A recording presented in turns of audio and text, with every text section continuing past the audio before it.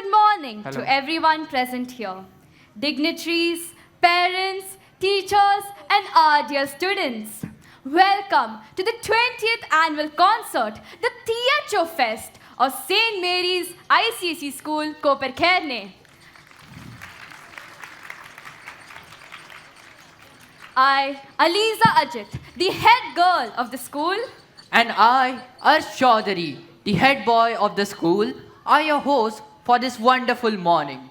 It is with great pride and joy that we welcome you all to a milestone year that reflects a quarter century of excellence, growth, and cherished memories. from humble roots, we have grown so tall, building minds, inspiring all. In 25 years, a story unfolds of dreams and triumphs, bright and bold. Yes, dear parents, students, and our esteemed guests, today you are to witness the legacy and spirit that has brought us this far. Our school celebrates successful 25 years of its completion, and we are thrilled to share the joy with you. Hence, let's follow these steps to have a momentous occasion together. Here are a few things you must take note of. May I request all of us to take 30 seconds to put our mobiles in the silent mode during the duration of the program, as we plan to present an exquisite array of artistic performances for you. We want nothing to divert your attention from the magic unfolding on stage.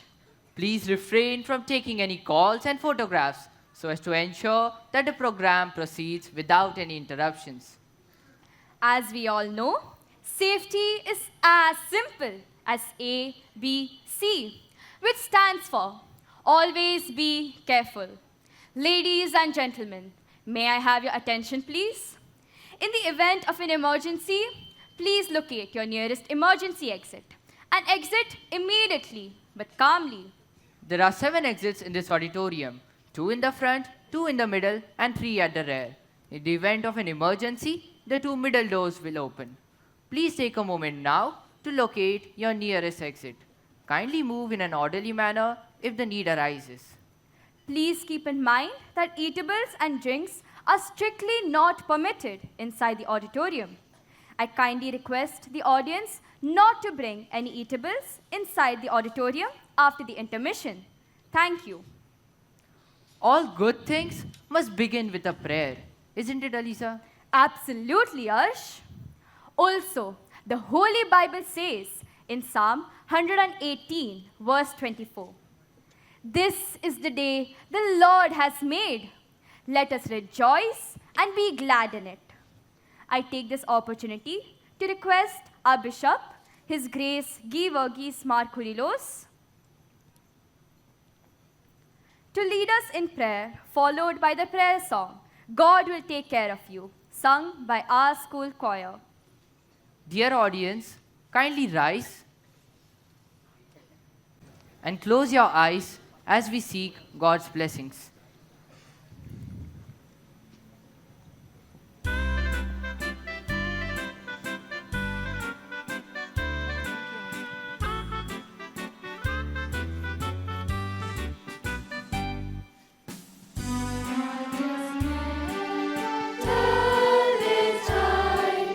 God will take care of you. Beneath His wings of love,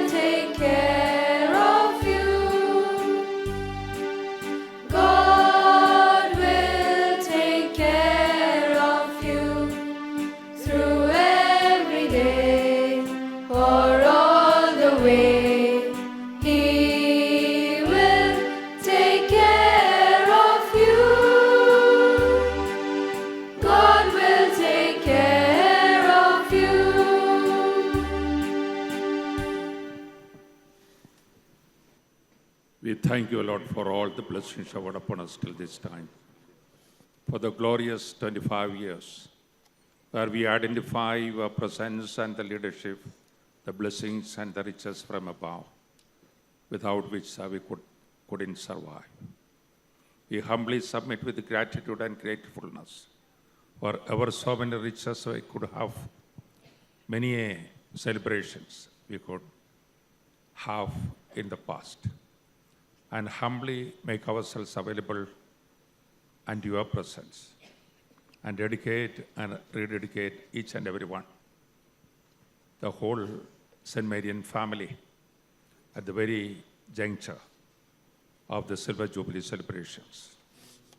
As we have identified a very charismatic person to be the chief guest of this morning, we submit him also under the special care, so that the steps he takes and the remarkable achievements he could have in the future, launching a particular special privilege, we humbly submit that he will be strengthened further, he will be equipped effectively, his commitment will be sharpened and deepened. We, as the whole galaxy of people who are gathered here, along with other students and the parents and the beloved ones, humbly submit with gratitude and long to see that the continuous nurturing and the guidance of the Holy Spirit will be all through, so that not only the events of today, but the life all through the future, till the last moment of the existence of this world, will be a legacy in and through the witness of this institution, especially the talents entrusted unto our beloved children. We glorify you, praise and adore, and place each and every one under the special care for that proper nurturing. Unending bliss and blessings will be imparted unto each and every one, and especially those who steer the institution. We praise thee, thy Son, and the Holy Spirit, forever and ever.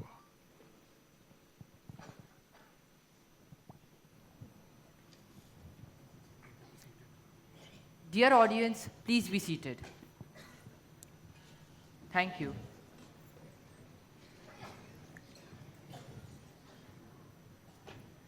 Do you know, Ash? We are now going to perform a tradition which is apparently said to invoke divine blessings for success and positivity. It's the lighting of the lamp. How true, Alisa. This guiding lamp here would signify the beginning of a journey towards enlightenment, hope, wisdom, and prosperity. I now invite our Bishop, His Grace Guy Varghese Mar Coorilos, our Chief Guest, Mr. Anoop Singh, Reverend Father Abraham Joseph, Reverend Father Thomas K. Chaco, and Gracie Ma'am to kindly step forward and light the ceremonial lamp.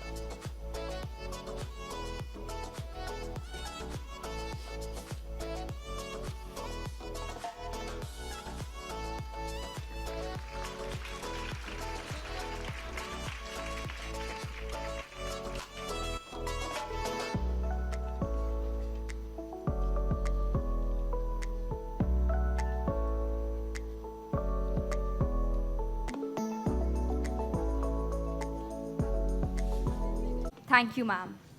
With hearts full of gratitude, we thank each of our dignitaries for gracing us with their presence.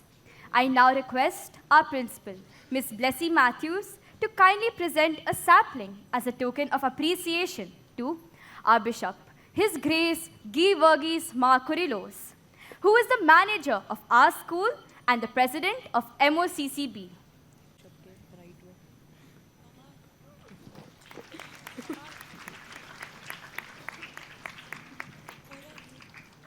A sapling for our chief guest, Mr. Anoop Singh.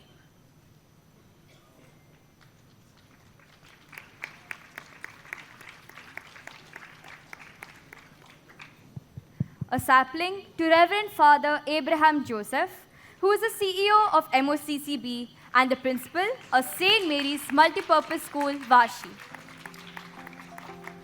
And a sapling to Reverend Father Thomas K. Chaco, who is the secretary of MOCCB. Thank you, ma'am.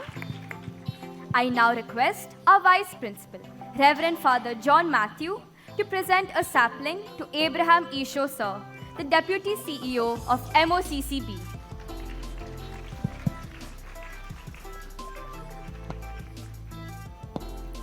A sapling to Gracie ma'am, who is a school committee member.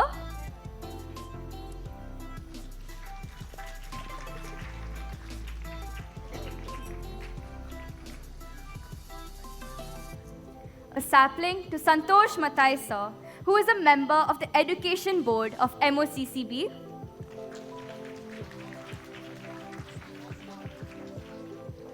And a sapling to Miss Harjeet Kaur Grover, who is our former school principal ma'am.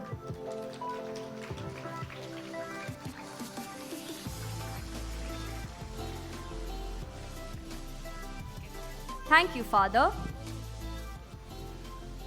And now, let the drum beat roll and let the voices echo. Our school's choir has prepared to give you their best with songs that will surely leave you impressed. So sit back, relax, and enjoy the show as the rhythm of music begins to flow. Dear audience, amidst your thundering applause, let's welcome the melodious singers of St. Mary's.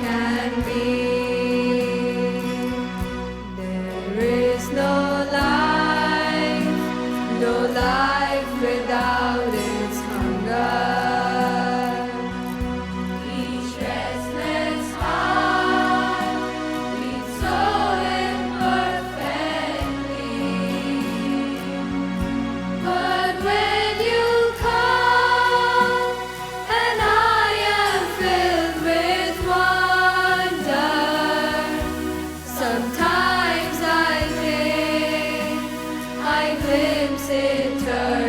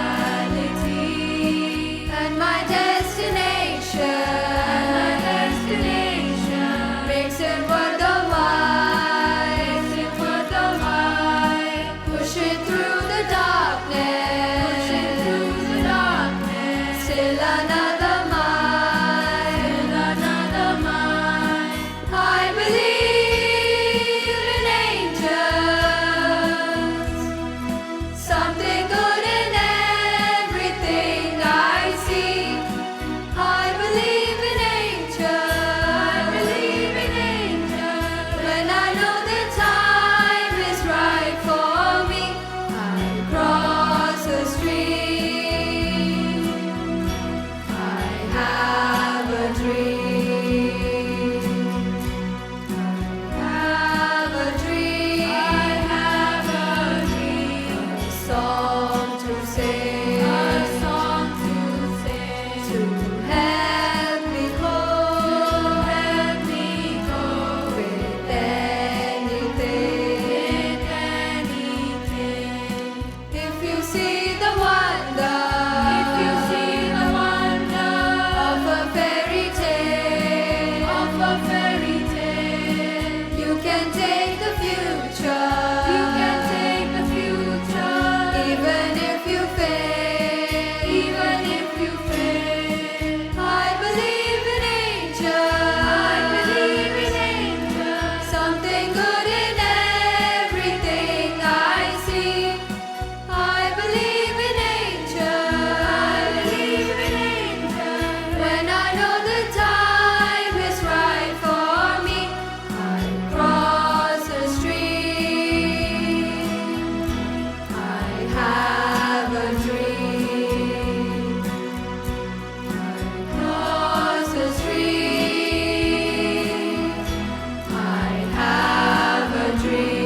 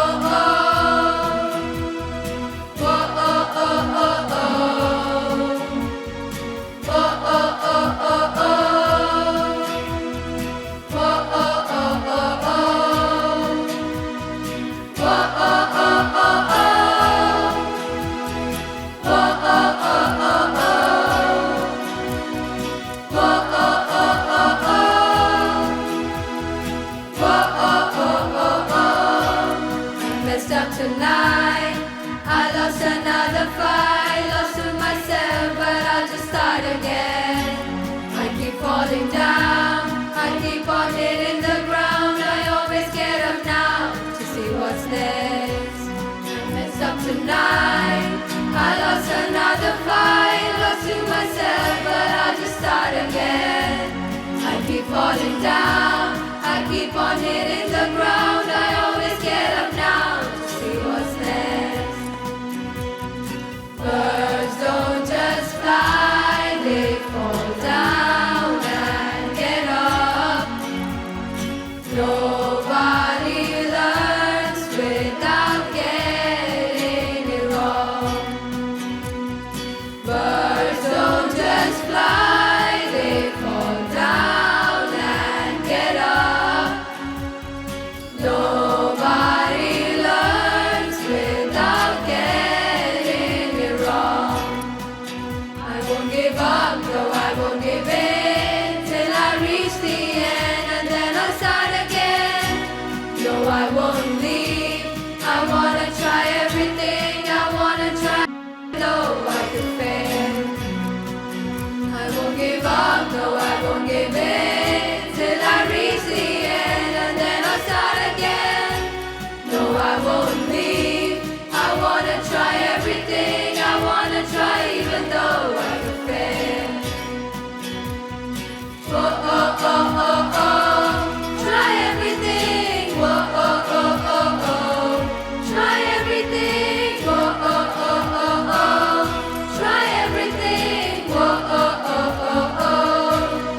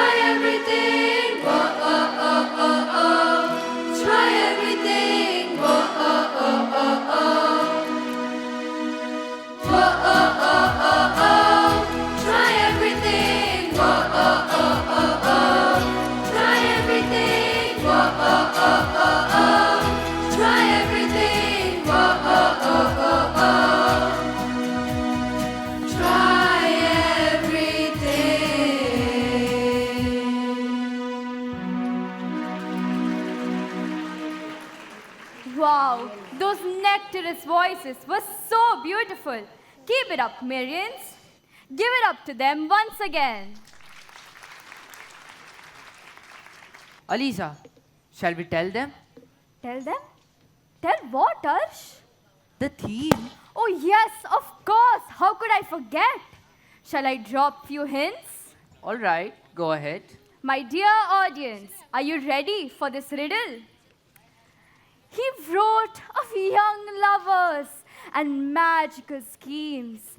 His plays are now taught in high school, it seems, of fairies and witches and tragic dreams. With quill in hand, he caused quite a scene.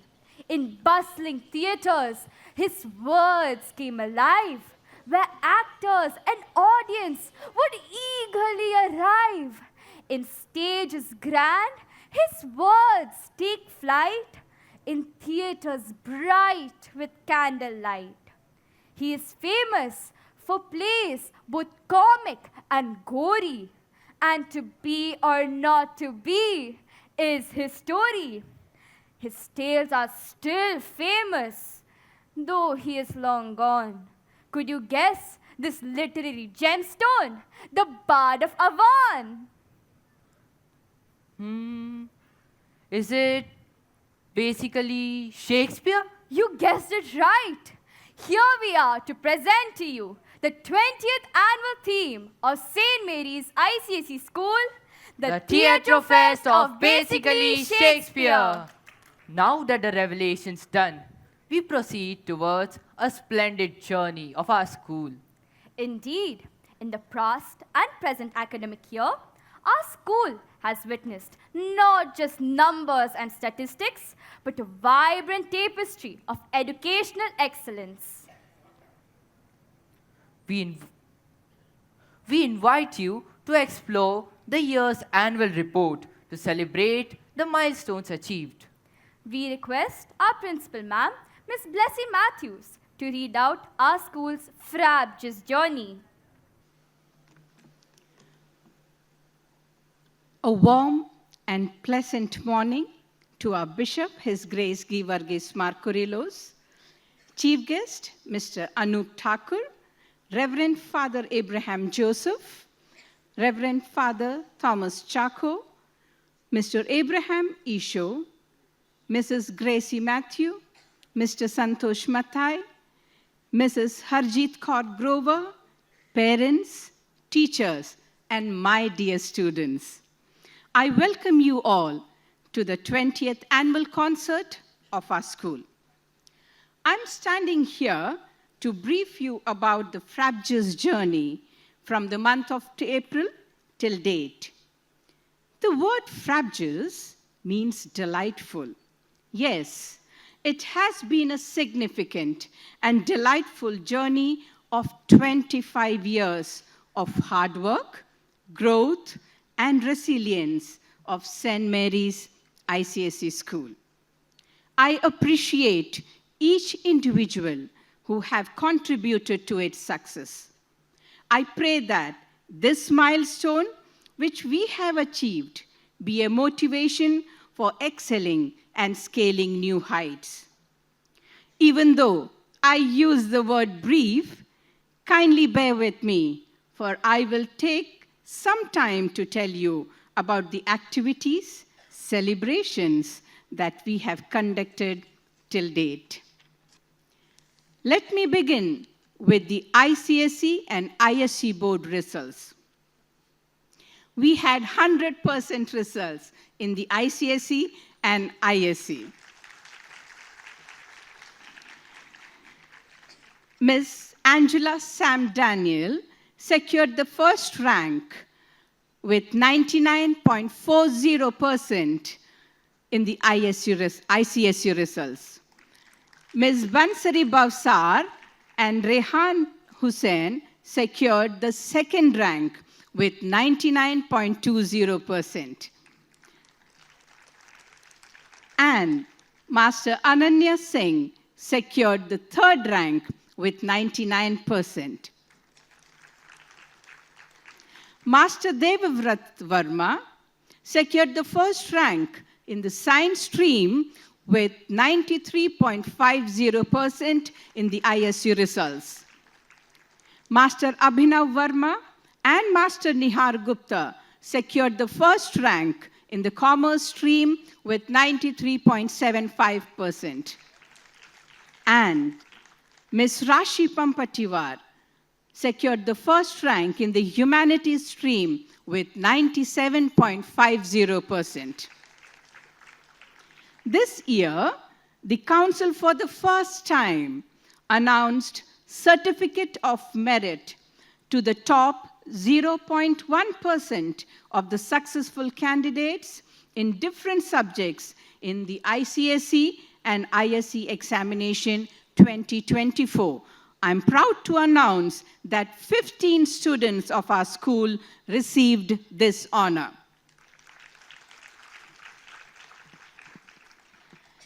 Academic year commenced on 2nd April for students of grades 2 to 10 and 12. On 3rd April for the students of grade 1 and 11th June for the students of grade 11. Orientation sessions were conducted for the parents to brief them about all the activities, competitions, examinations, etc. Students of grade 1 to 12 were awarded with Rolls of Honor certificate. Elections were conducted to elect the new Students' Council members. Students of grades 6 to 12 cast their vote to elect their new representatives. A planetarium show was organized from 22nd April to 25th April for the students of grades junior KG to grade 9. The St. Mary's Sports Complex and Academy was inaugurated on 22nd April by our Bishop, His Grace G. Varghese Coorilos and Mr. Vaibhav Nayak.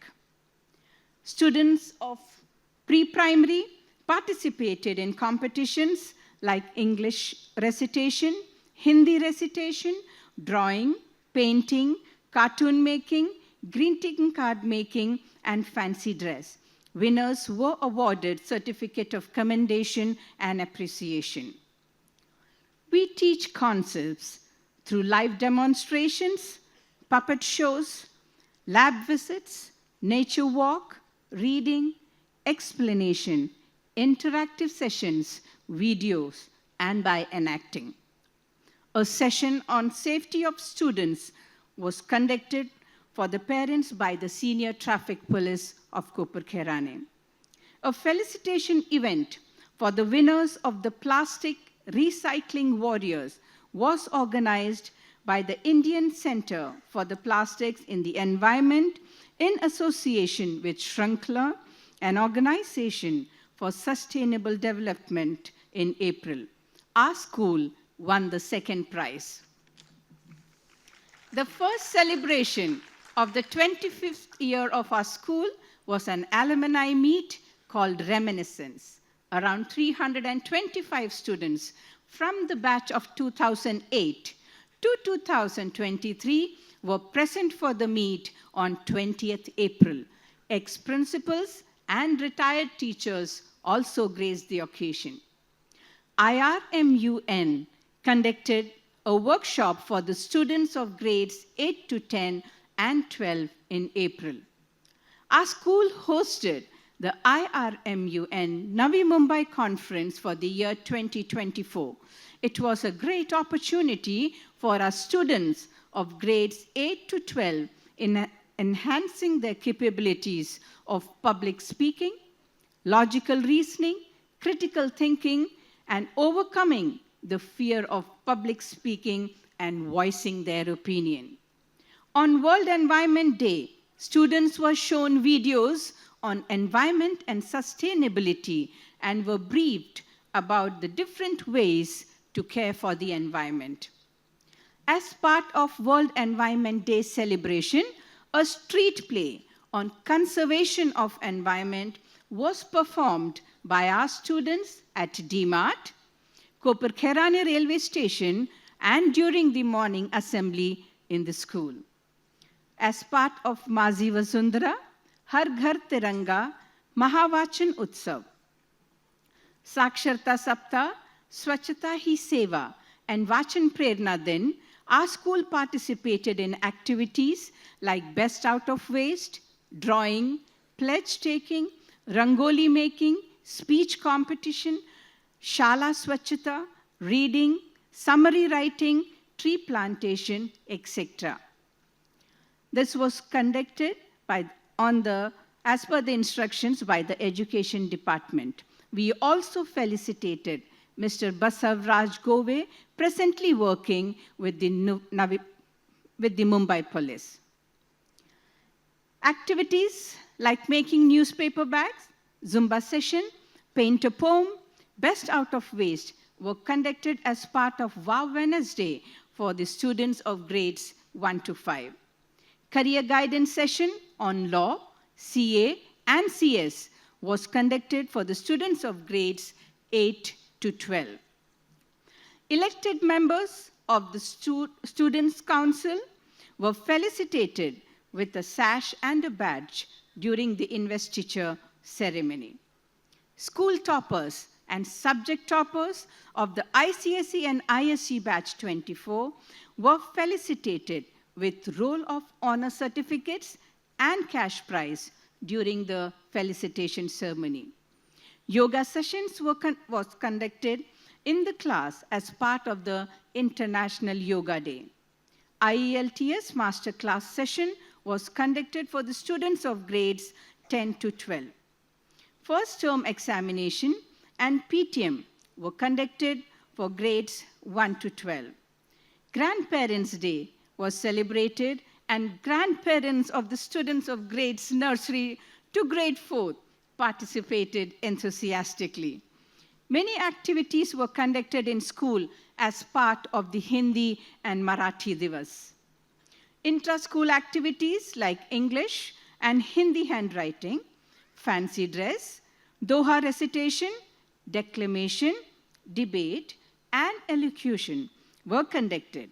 Winners of each competition were awarded with certificates in recognition for their effort. As part of Gizmo Fest, students were educated on cyber awareness and security. Counseling sessions on bullying, sex education, body shaming, mental health, good and bad touch, social media, safety measures, and humanity were conducted for the students of grade 10 to 12 by the school counselor.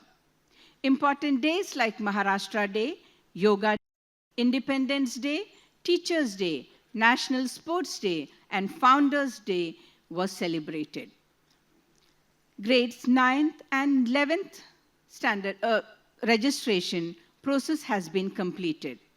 Students participated in the inter-school competitions like IPM, Albert Barrow, Creative Writing, Frank Anthony, Debate, Hindi Raj Bhasha Pariksha, IEO, IGKO, IMO, and Spell Bee.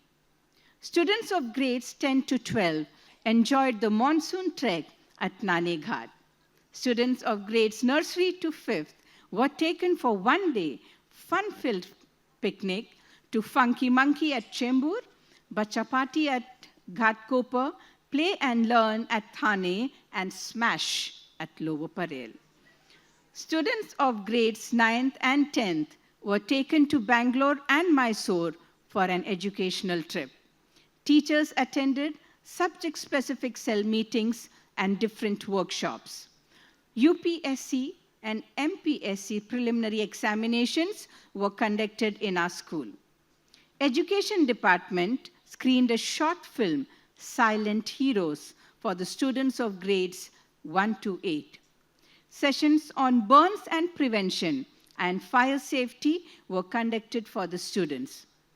Nursery interactions for 2024-25 admissions are in progress.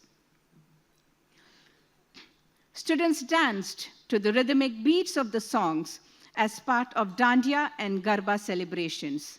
Students enjoyed with their classmates during the Diwali social before the school closed for the Diwali vacations.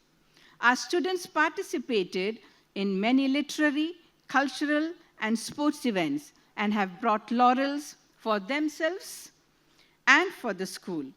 Let me brief you about some. Miss Ridhima Bhattacharya of grade 8 won the Miss Glamorous Personality in Miss Teen India competition and was awarded with a sash and a crown. She was the youngest participant at the Pan India pedestal. She also participated in the International Republic of Model United Nations Conference and won a gold medal for being the best delegate in the UNICEF committee. Master Arnav Chitlange of grade 8 won a silver medal in IRMUN competition. Ms. Jia Mange of grade 8 won silver medal at the Yuva MUN held at Imperial School, Kharghar. Ms. Vidhi Mandhania of grade 9 won third position in the junior solo category for Kathak in the All India Cultural National Dance Contest and Festival. And Ms. Shubhika Sharda of grade 10 won the second position in the junior solo category for Kathak in the All India Cultural Dance Contest and Festival. Master Rishwik Nima of grade 2 is the national topper in the Spell Bee competition. Ms. Preet Gadekar of grade 7 won the bronze medal and was honored as Bal Vaigyanik in Dr. Homi Bhabha Young Scientist Examination. Ms. Ayana Sharma of grade 3 secured the third position in the classical solo singing competition organized by Rotary Club, Navi Mumbai. Ms. Kanishka Shah of grade 7 secured the second position in the non-classical solo dance competition organized by Rotary Club, Navi Mumbai. Ms. Annie K of grade 5 secured the second position in the solo singing non-classical competition organized by Rotary Club, Navi Mumbai. Ms. Aina K of grade 7 secured the first position in the solo singing non-classical competition organized by Rotary Club, Navi Mumbai. Ms. Sanvi Nair of grade 6 secured the third position in the Western vocal category organized by Rotary Club, Navi Mumbai. Master Sean Georgie of grade 9 secured the third position in the sub-junior category of AISM declamation competition. Master Zubin Zaiwala of grade 9 secured the national rank 27th in the NSTSE examination. Master Arsh Chaudhary of grade 10 won gold medal in Homi Bhabha science examination and was honored as the Bal Vaigyanik. He won international rank 1 in ISTSE examination. In NSTSE examination, he secured the national rank 61 and All India rank 1 in the IPM examination.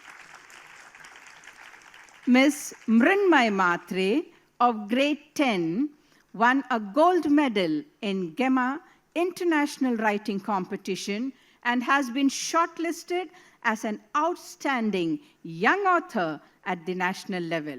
She was awarded gold certificate in the Queen's Commonwealth Essay Writing Competition, and it is one of the oldest and the most prestigious essay writing competition.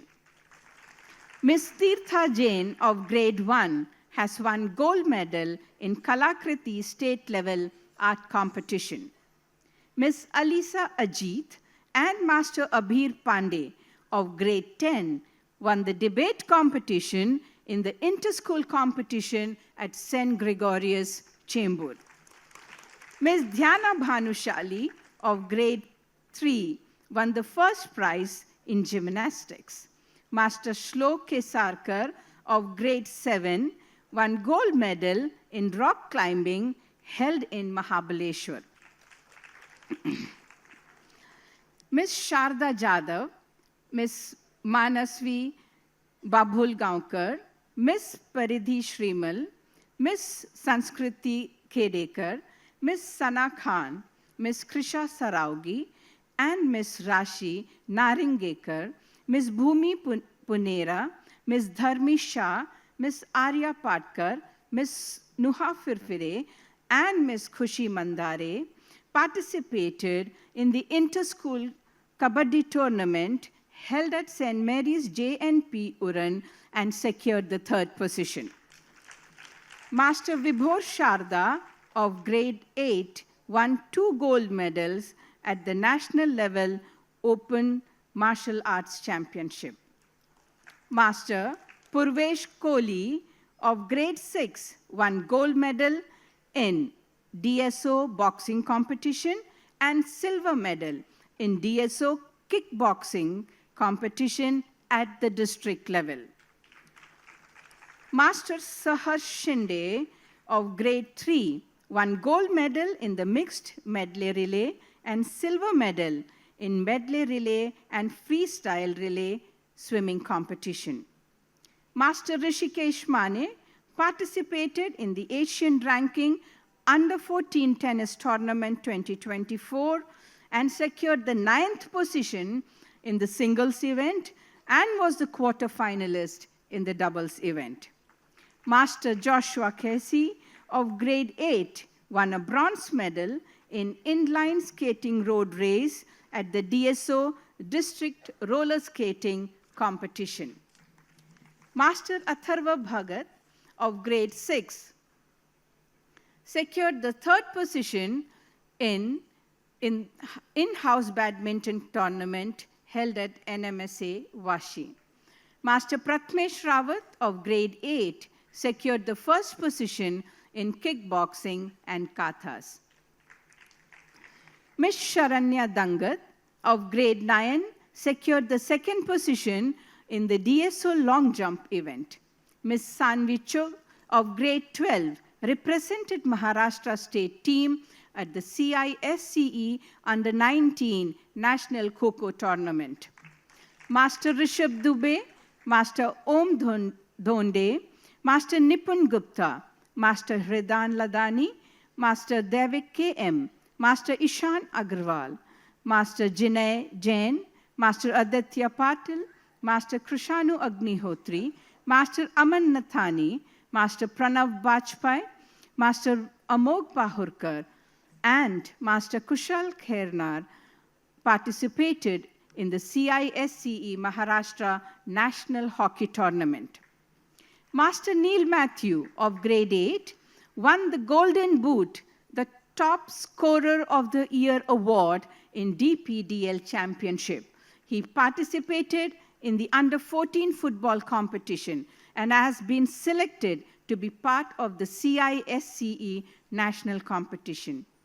Neil was the highest scorer and was awarded the best player of the tournament and selected for the SGFI event. Ms. Serena Rodriguez of grade 11 won gold medal in under 17 doubles and silver in the singles event in the CISCE National Lawn Tennis Competition. She is also selected for the SGFI event. Master Arav Mahajan of grade 6 won 3 gold medals and 1 silver medal in the swimming competition held at Nerul Gymkhana. He won a silver medal in 50-meter freestyle and bronze in 100-meter breaststroke in the CISCE National Swimming Tournament. He also won a bronze medal in 100-meter breaststroke and silver medal in 200-meter breaststroke in the DSO division swimming competition and is selected for the state competition. Master Toshal Bhirud of grade 8 won gold in 200-meter backstroke, 200-meter freestyle, and 100-meter backstroke in the CISCE regional level swimming competition. In the CISCE national level swimming tournament, he won silver medal in the 100-meter backstroke and 400-meter medley relay, and gold in 200-meter freestyle and 200-meter backstroke. He also won silver medal in 100-meter backstroke, gold medal in 200-meter backstroke, and 400-meter freestyle in the DSO division swimming competition. At the DSO state competition, he won gold medal in 200-meter backstroke and silver medal in 100-meter backstroke, and he is selected for the SGFI event. Ms. Shushma Dwivedi was appointed as the coach for the CISCE Boys Under-19 National Hockey Tournament held at Kalinga Stadium, Bhubaneswar, Odisha. Mr. Adinath Pingle was appointed as the official referee for the DSO division dodgeball competition.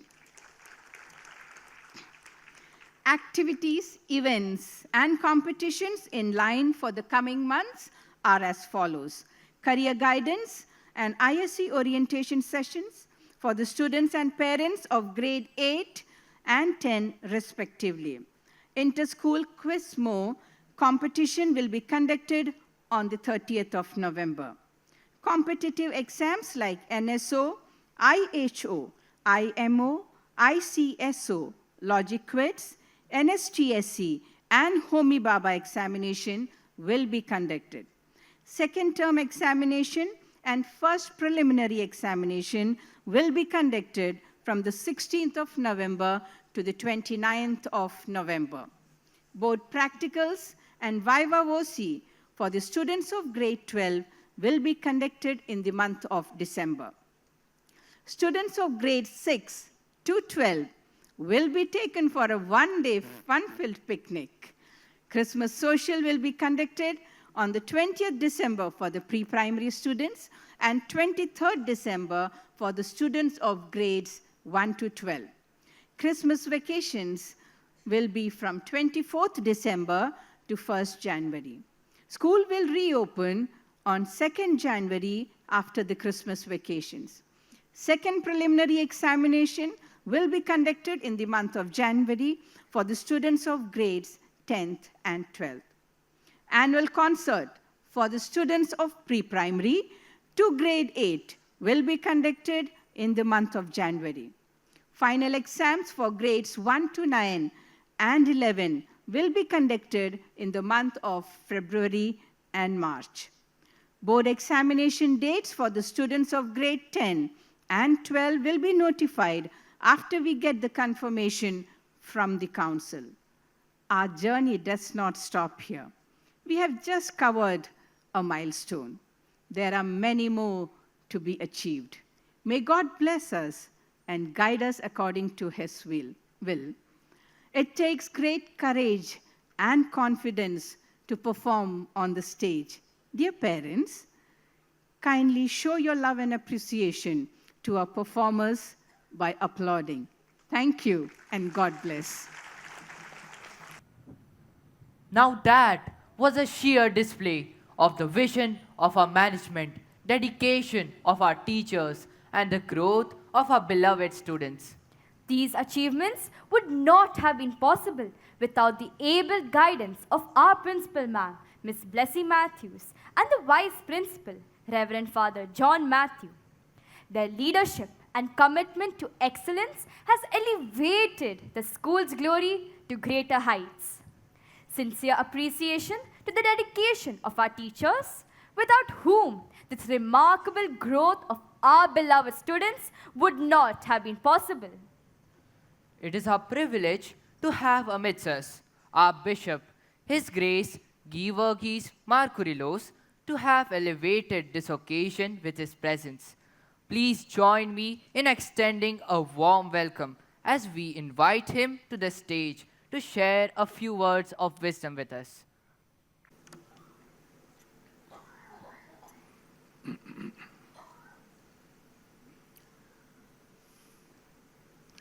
Praise be the name of God Almighty.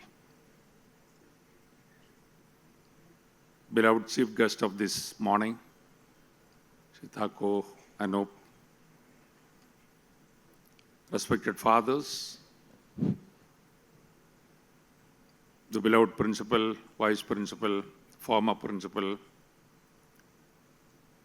deputy CEO, all the members of the committee, parents, and dearly beloved children.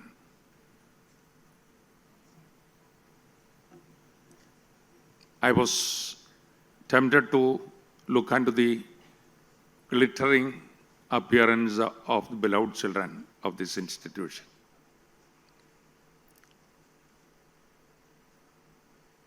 When I looked closely to the faces, I felt that their faces are glittering more, which is the strength, the blessing, and the legacy of this institution.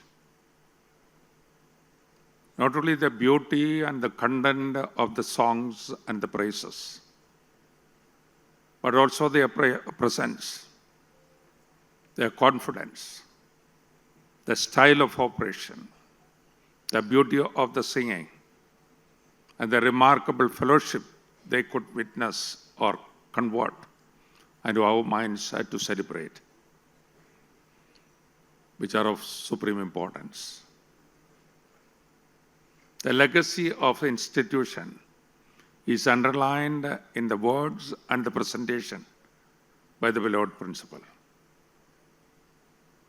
I look back at the 0 point from where we started, from scratches.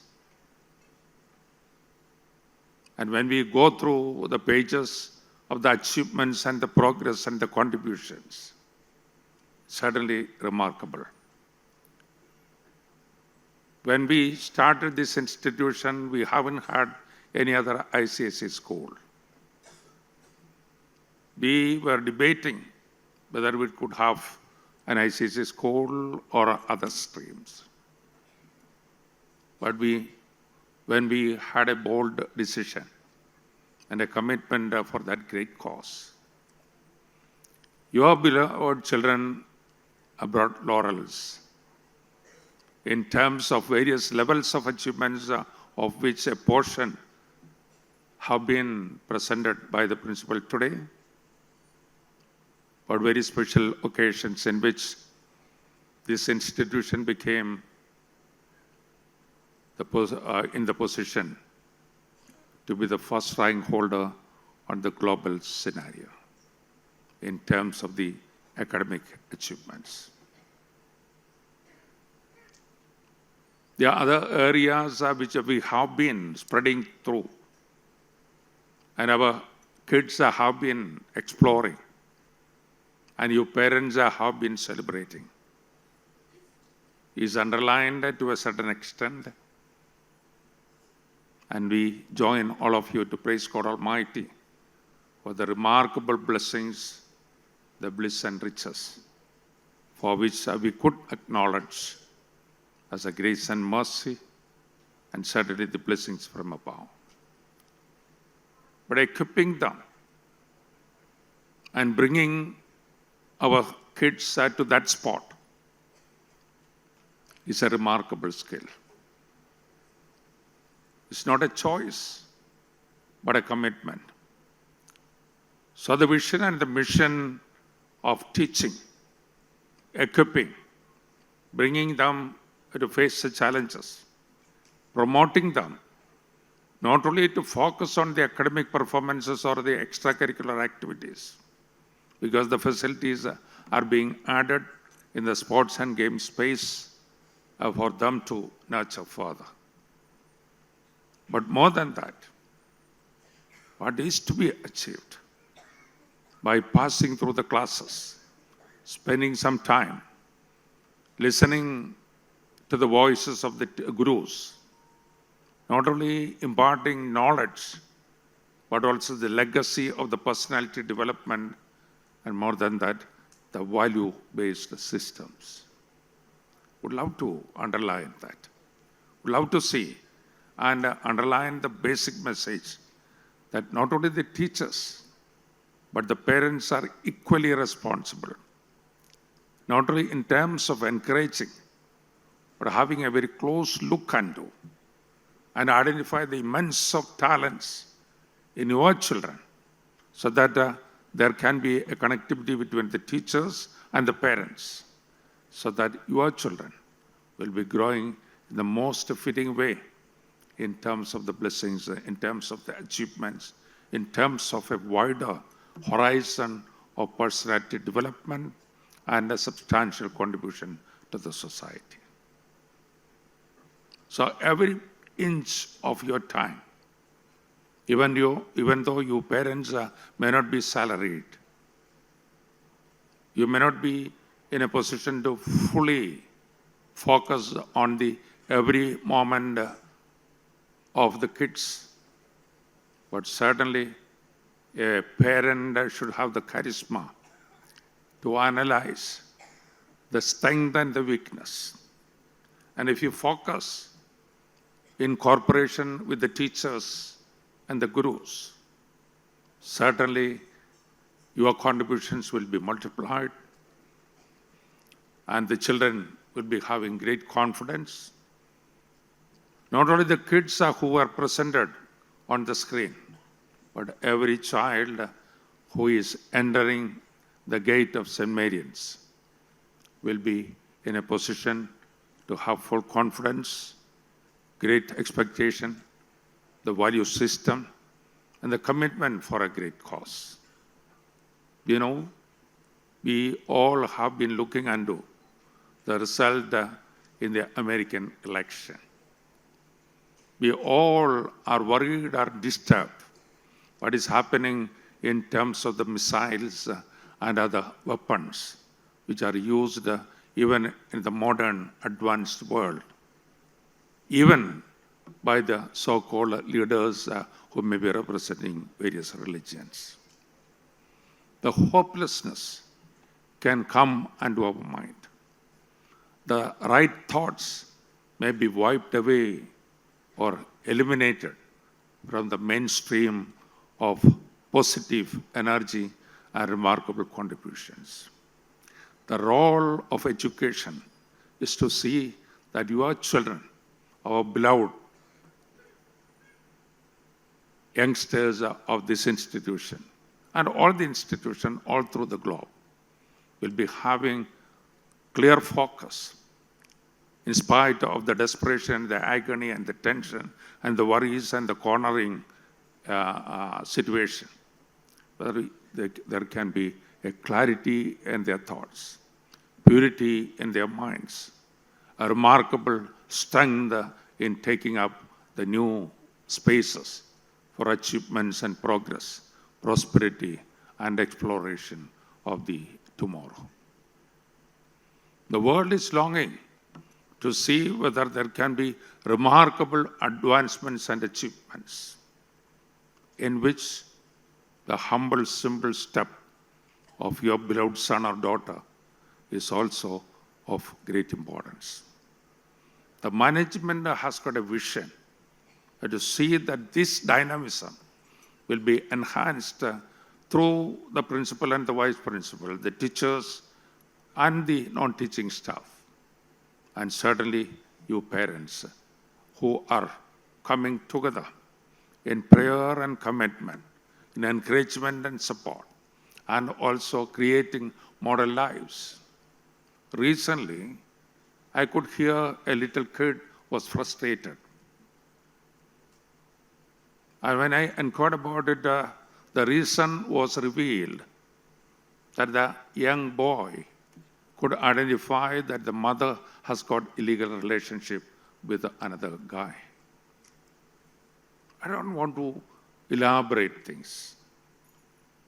What is value system? What are the models?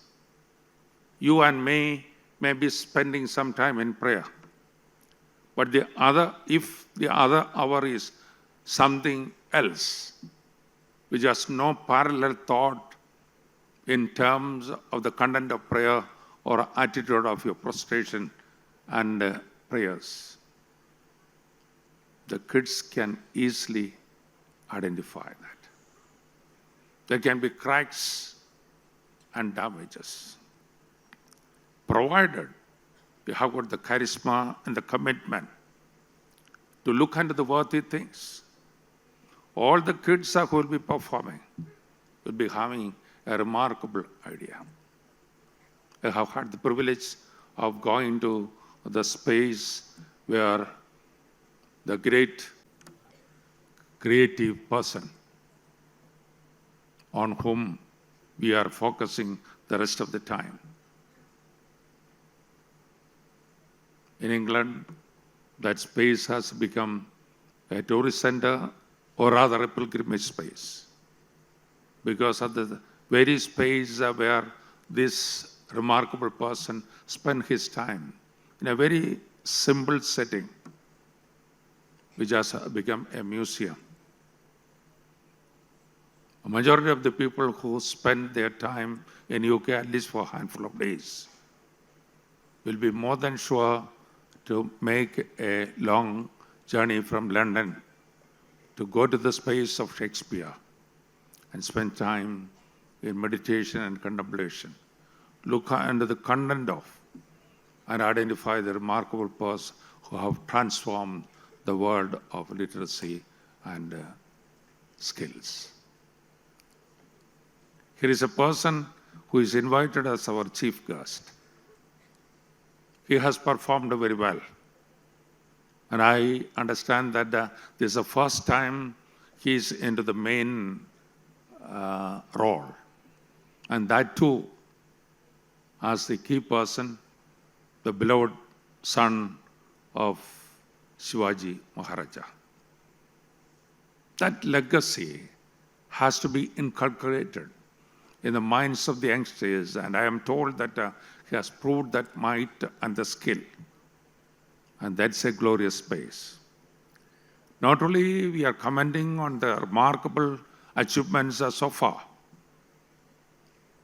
but I join this august body to greet you and wish you and pray for you so that there can be wonderful steps in the days to come, so that in different spheres there can be qualitative, remarkable messages clubbed together so that the coming generation will be having a clear focus, how to grow, how to develop the personality, how to contribute to the society at large. I was in Kerala for a few days. On Kerala Day, which is on November 1st, I was tempted to go to a spot. On one Mr. Jones in his middle age, more than a quarter of a century. He was qualified to be a teacher. But on a fine morning when he had a travel, he had his eyes on a person worse than a beggar, longing to have a cup of tea from a tea shop. The owner of the tea shop was trying his best to remove him from the space. When he begged again and again to have a cup of tea, he spread boiled water on his face. This Mr. Jaws went to him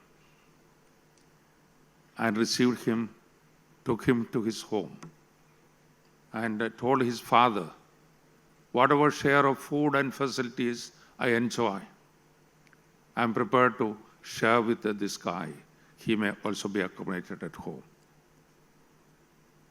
But now, you won't believe, because of his earnest and honest effort, more than 2,000 people are fed, looked after, and accommodated in various buildings. A major portion is in his neighborhood, but otherwise he collected some more properties in different places, and half of them are spread in different places. Even though the world is advanced, the poverty and the isolation, the hopelessness in the society the availability of the children and the grandchildren to look after the parents and the grandparents are being trained out. Not because you haven't got the education, but you have no sense of commitment, the value of respecting the parents and the beloved ones. Now, the funeral of a cousin of mine is going on back in Kerala. She was more than 90. Whenever I had the chance, not only this daughter-in-law, not only the grandchildren or their kids, but everybody was overwhelmed to look after and take care of this great grandma. That's a legacy. I've sent a message and have come over here. The time you spent, not only with the beloved ones, even a stranger or a beggar, can have quality treat. I still try to understand the wealth of the skill of begging or approaches of some of the beggars. Not only from the great personalities of remarkable knowledge, but even from humble, simple people like a beggar or a farmer. We can pull mountainous thoughts, remarkable ideas, wider horizon. So in this context, when we identify a stalwart who has presented an icon of Maharashtra, the beloved son of Maharaj, Shivaji, I think that can be legacy for the students and the staff and the parents, so that we will be marching together to the theater to have a glance and clap even there. And the beginning of it can be today, to congratulate and wish him the very best. And this august body is overwhelmed to see that he is, in spite of his very busy schedule, spend his time quietly with these people. And I, joining all of you, wish him the very best. And as we are completing 25 years of the silver jubilee of this institution, we long to see that we'll be having further achievements, steps of going further and to the higher heights. And this institution will be paying homage to the great personalities who have dreamt of this. And also, we will be encouraging youngsters in hundreds and thousands who have been in different places, and the alumni association, the fellowship, will certainly enhance us to go further, to identify the remarkable positions our alumni has taken care of and well placed today and tomorrow. And we look forward to see that this institution will be growing. Our children will be having remarkable skill, and this the whole entire team, including the principal, the vice principal, and the staff, deserve our congratulations, best wishes, and thanks. And I join all of you to this special occasion. Look forward to see that Shakespeare will be appearing, and the students will be in different colors and flavors, so that the mega event will be coming back even after decades into our hearts with prominent and profound thoughts in terms of reform, possibilities to grow further and go deep into the deepest level of wealth and going further up to achieve ever so many blessings in the future. Thank you, and God bless you. Thoughtful and kind expressions of love and encouragement. Keep showering your blessings on us. I would like to request our bishop to please remain on our stage to felicitate our shining stars. Audience, before we move on with the felicitation, it is a kind request to not bring any food items inside the hall. Thank you. Talent is nothing more than a pursued interest.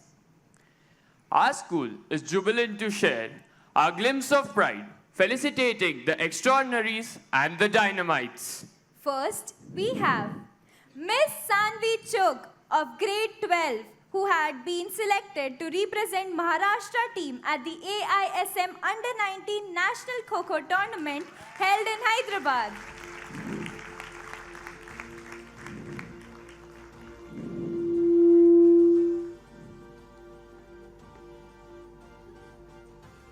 Congratulations, Sanvi.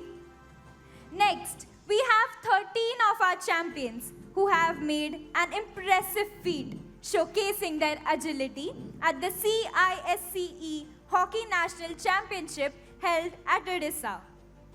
Our first champion is Master Amok Pahurkar.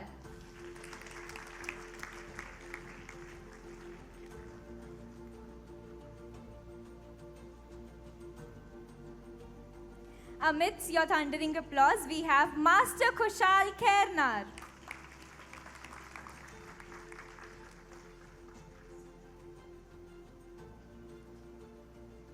Audience, please keep cheering.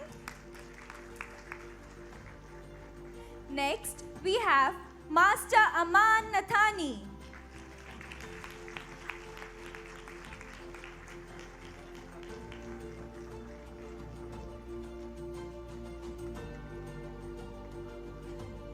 Audience, keep cheering as next we have Master Nipun Gupta.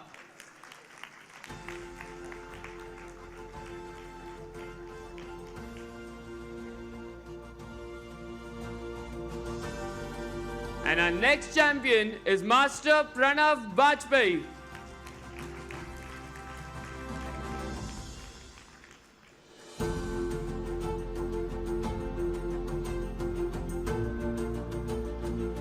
Our next champion, Master Ridhan Ladhani.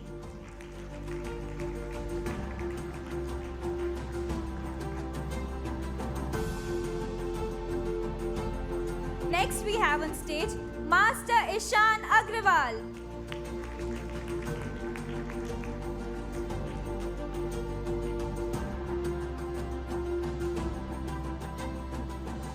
Our next dynamite, Master Aditya Patil.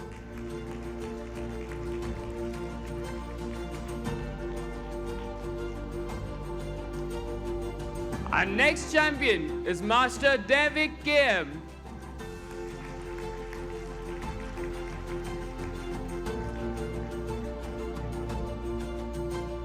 Keep applauding, audience, as next we have Master Jinay Jain.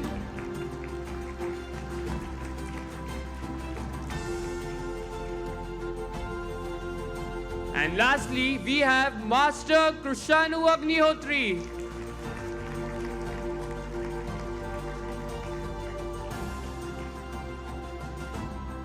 Thank you, Your Grace.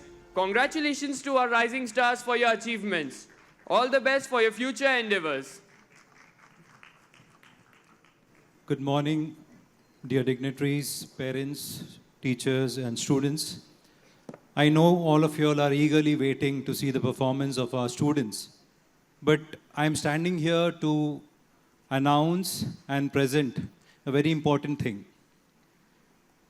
Whatever is our religious belief or spiritual beliefs, we all believe in miracles. Some of us have experienced miracles, some of us have heard, and I'm sure majority of the people sitting here expect some of the other miracles to happen in their lives. Some people are cured of diseases, some people are able to overcome big problems in life, and they consider all these things as miracles. But one particular miracle that is very unheard of, or that we have not experienced that much, is any person or child who has some kind of a disability getting cured of that disability and becoming a normal person. So does that mean that these people do not experience miracles? Definitely not. The only difference is that the miracle is not in their own lives, but the miracle happens in the lives of the people who attend and who care for these people who have some kind of disabilities. Now we use the term specially abled for people with disabilities. It is not a technical term as such, but I think the word specially abled or special denotes the special love and care that these people, these children need. And it is not just these children or these people who are special, but also the people who take care of such people are also special because they are blessed with abundance of love, patience, and willingness to care for such people. And I'm sure all of you all will agree that it's not an easy task. And I'm saying all this because our dear Bishop, His Grace Varghese Coorilos, is a person who is blessed in abundance, who is a miracle in himself, being blessed with a lot of love and care, and he's not willing to take care of a few specially able people, but as many as possible. And that is the vision and dream with which our bishop has started a special school, a Gregorian special school in Roha, which is in the Konkan region. Now, this is a place where there are a lot of such people, but they do not come out into the mainstream society because of the stigma that is attached. And that is where our bishop has been trying to bring these children in order to make them capable at least to take care of themselves. Now, this is only one of the projects. There is another very important work that is being done under the guidance of our bishop at Nerul. We have a place called as Ashray Bhavan, which is a shelter home for cancer patients. We all know that the Tata Memorial Cancer Center in Mumbai is famous and it attracts cancer patients from all over the country. And these people, many of these people who come to Mumbai are not able to afford a proper accommodation. And they end up staying under the flyovers, on the roadsides during the duration of their treatment. And in order to help these people, our bishop with his vision has started a shelter home for cancer patients and their bystanders and relatives, where they stay in this home during the course of the treatment. They are provided with meals, and they have also provided transportation to the hospital and back, everything free of cost. Another important activity that is being done under the guidance of our bishop is the St. Mary's Tejaswini School. I don't know how many of you all know about it. This school runs in the campus of our St. Mary's Multipurpose School, Vashi. It is a night school where children who stay in the slums of Turbe are transported to the school in the evening. They are given education, they are given the necessary stationery, and they are also given one-time meal, and they are taken back to their homes. Everything, again, free of cost. And the list just goes on and on and on. And because of time constraints, I will not elaborate on all these things. The reason I'm telling all these things to you today is because our bishop celebrated his 75th birthday exactly 1 month back on 7th of October. Now, those who know our bishop, he always tells us that please do not get me flowers. I don't want bouquets. I don't want expensive gifts or cakes. And that is the reason why this is the first time our bishop is attending a program for the school after his 75th birthday. And we were thinking, what can we give as a gift to our bishop? And bishop has made it clear that all these things that I mentioned, he does not want it.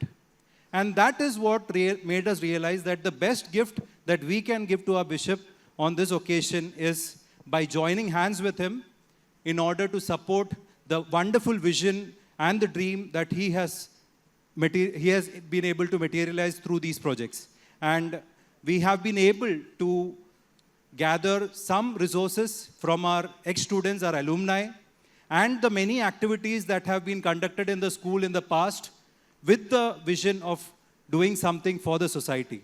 And getting all these resources together, we want to give a small gift to Bishop today on behalf of our ex-students, our current students, and our staff, and all the parents who are sitting here, a small token of our love and appreciation as a small helping hand for the Gregorian Special School that I mentioned about. I request our principal ma'am to please give a small gift to our bishop on behalf of all of us. Please stand up and applaud this wonderful personality and the wonderful work that he's been doing for the society, reaching out to so many people. And this is a very humble gift that we are giving to the Gregorian Special School from the St. Mary's family, which includes our ex-students, our current students, our parents, and our staff. Thank you.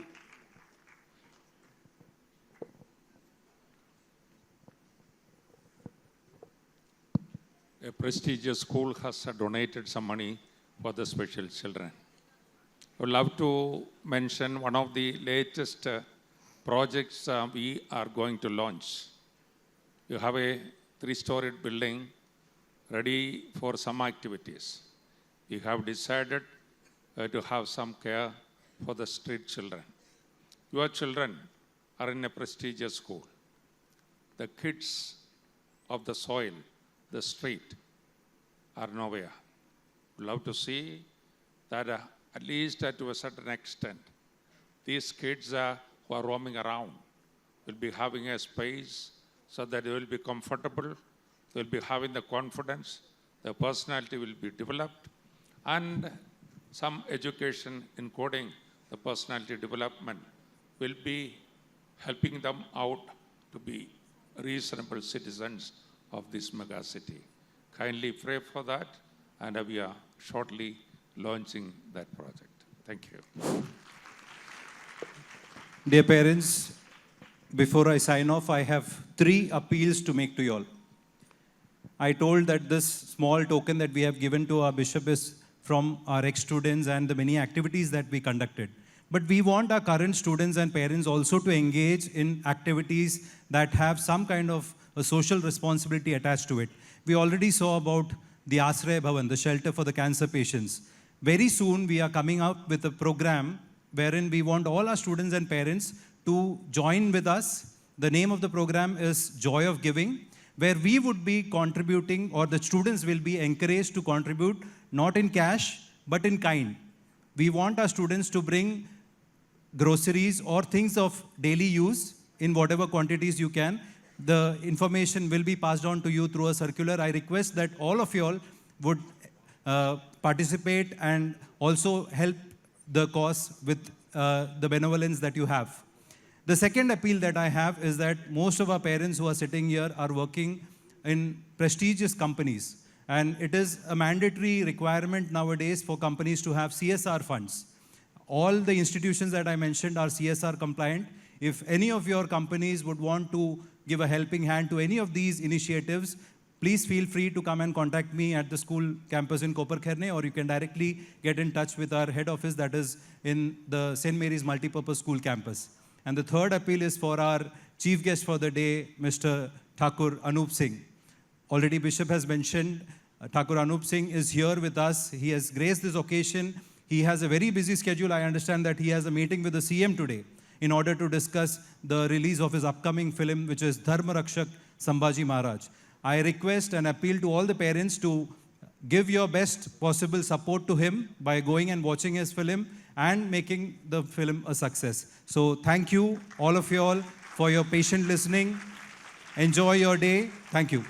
As truly mentioned, we at St. Mary's not only focus on academic excellence, but also make students aware of their responsibility towards the society. Before we move on to our next segment, I think it's been a while since we are here, and our audience would be curious to know about us. Surely. So, let's put our audience's curiosity at bay and introduce ourselves. Yes, of course. A very warm good afternoon to one and all. I, Asmi Jain, the ICSE representative of our school, And I, Shubh Agarwal, the house captain of the school, would take you onwards and forwards from here on to the events lined up ahead. So, today we are extremely happy to have our chief guest, Mr. Anoop Singh, amidst us. Mr. Thakur Anoop Singh is a multilinguistic Indian actor, a certified pilot, athlete, playback singer, performer, and a motivational speaker. He has made a mark in the field of entertainment with his dedication and perseverance. With a strong passion for acting and performing, he made a bold decision to leave his successful career at the aviation industry to pursue his dream of becoming an actor. He made his debut in the Tamil movie Singham 3, where he received critical acclaim for his portrayal of the antagonist. Mr. Anoop further solidified his talent with critically acclaimed performance as Psycho in Puri Jagannath's film Rogue. He then made his Bollywood debut alongside Vidyut Jamwal as the antagonist in Vipul Shah's Commando 2. Mr. Anoop, a professional athlete, has achieved remarkable success in the field of bodybuilding. In 2015, he demonstrated his exceptional skills and determination by securing the gold medal at the prestigious 7th WBPF World Bodybuilding Championship held in Bangkok. Furthermore, he showcased his talent and dedication by earning silver medal at the Fit Factor India and bronze medal at the esteemed 49th Asian Championship held in Uzbekistan. Today, we should consider ourselves lucky because we are going to get a glimpse of his upcoming movie, which is coming out on November 22nd. So sit back, relax, and enjoy the upcoming teaser. मन में किसकी जुर्रत कि वो आलमगीर से टकराए संभाजी शिवाजी राजे भोसले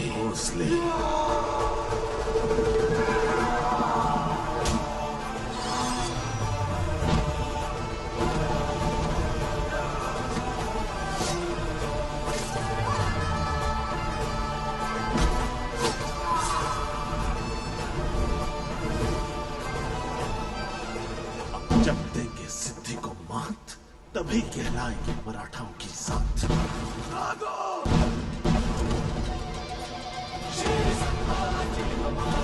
शेर संभाजी बधाए दुश्मन का उठा है ऐसी लगती ज्वाला है शेर संभाजी हमारे शेर संभाजी बधाए भैरव रूप बधारे हिंदू के ताज सवारे. Ladies and gentlemen, it is with great pleasure that we welcome our esteemed chief guest, Mr. Anoop Singh, to deliver a few words on the occasion of our 20th annual concert. His presence truly honors us, and we eagerly anticipate his insights. Please welcome him with a huge round of applause. Good afternoon, students. Where's the energy missing? Are we here at 25th annual function? What's happening to your energy? Good afternoon, students. Chhatrapati Shivaji Maharaj ki. Chhatrapati Sambhaji Maharaj ki. Wow, this is the energy that I'm looking forward to. I've been sitting here since one and a half hour, and there's literally no energy, no power. Come on, let's hear it one more time. Good afternoon, students. Lovely. Thank you so much for having me over here.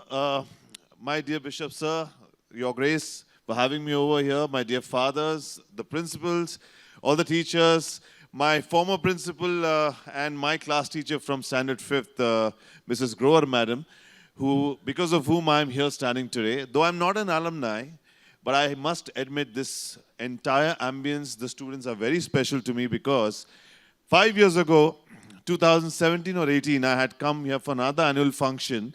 At that time, I was starting off from my television career, I was transitioning into the movie career, especially down south, as the antagonist, that's what rightfully was said, as the main villain. But here I am after 5 years with extreme consistency, hard work, and the grace of the Lord and blessings to promote my first ever film as the protagonist, as the hero of the movie for the first time.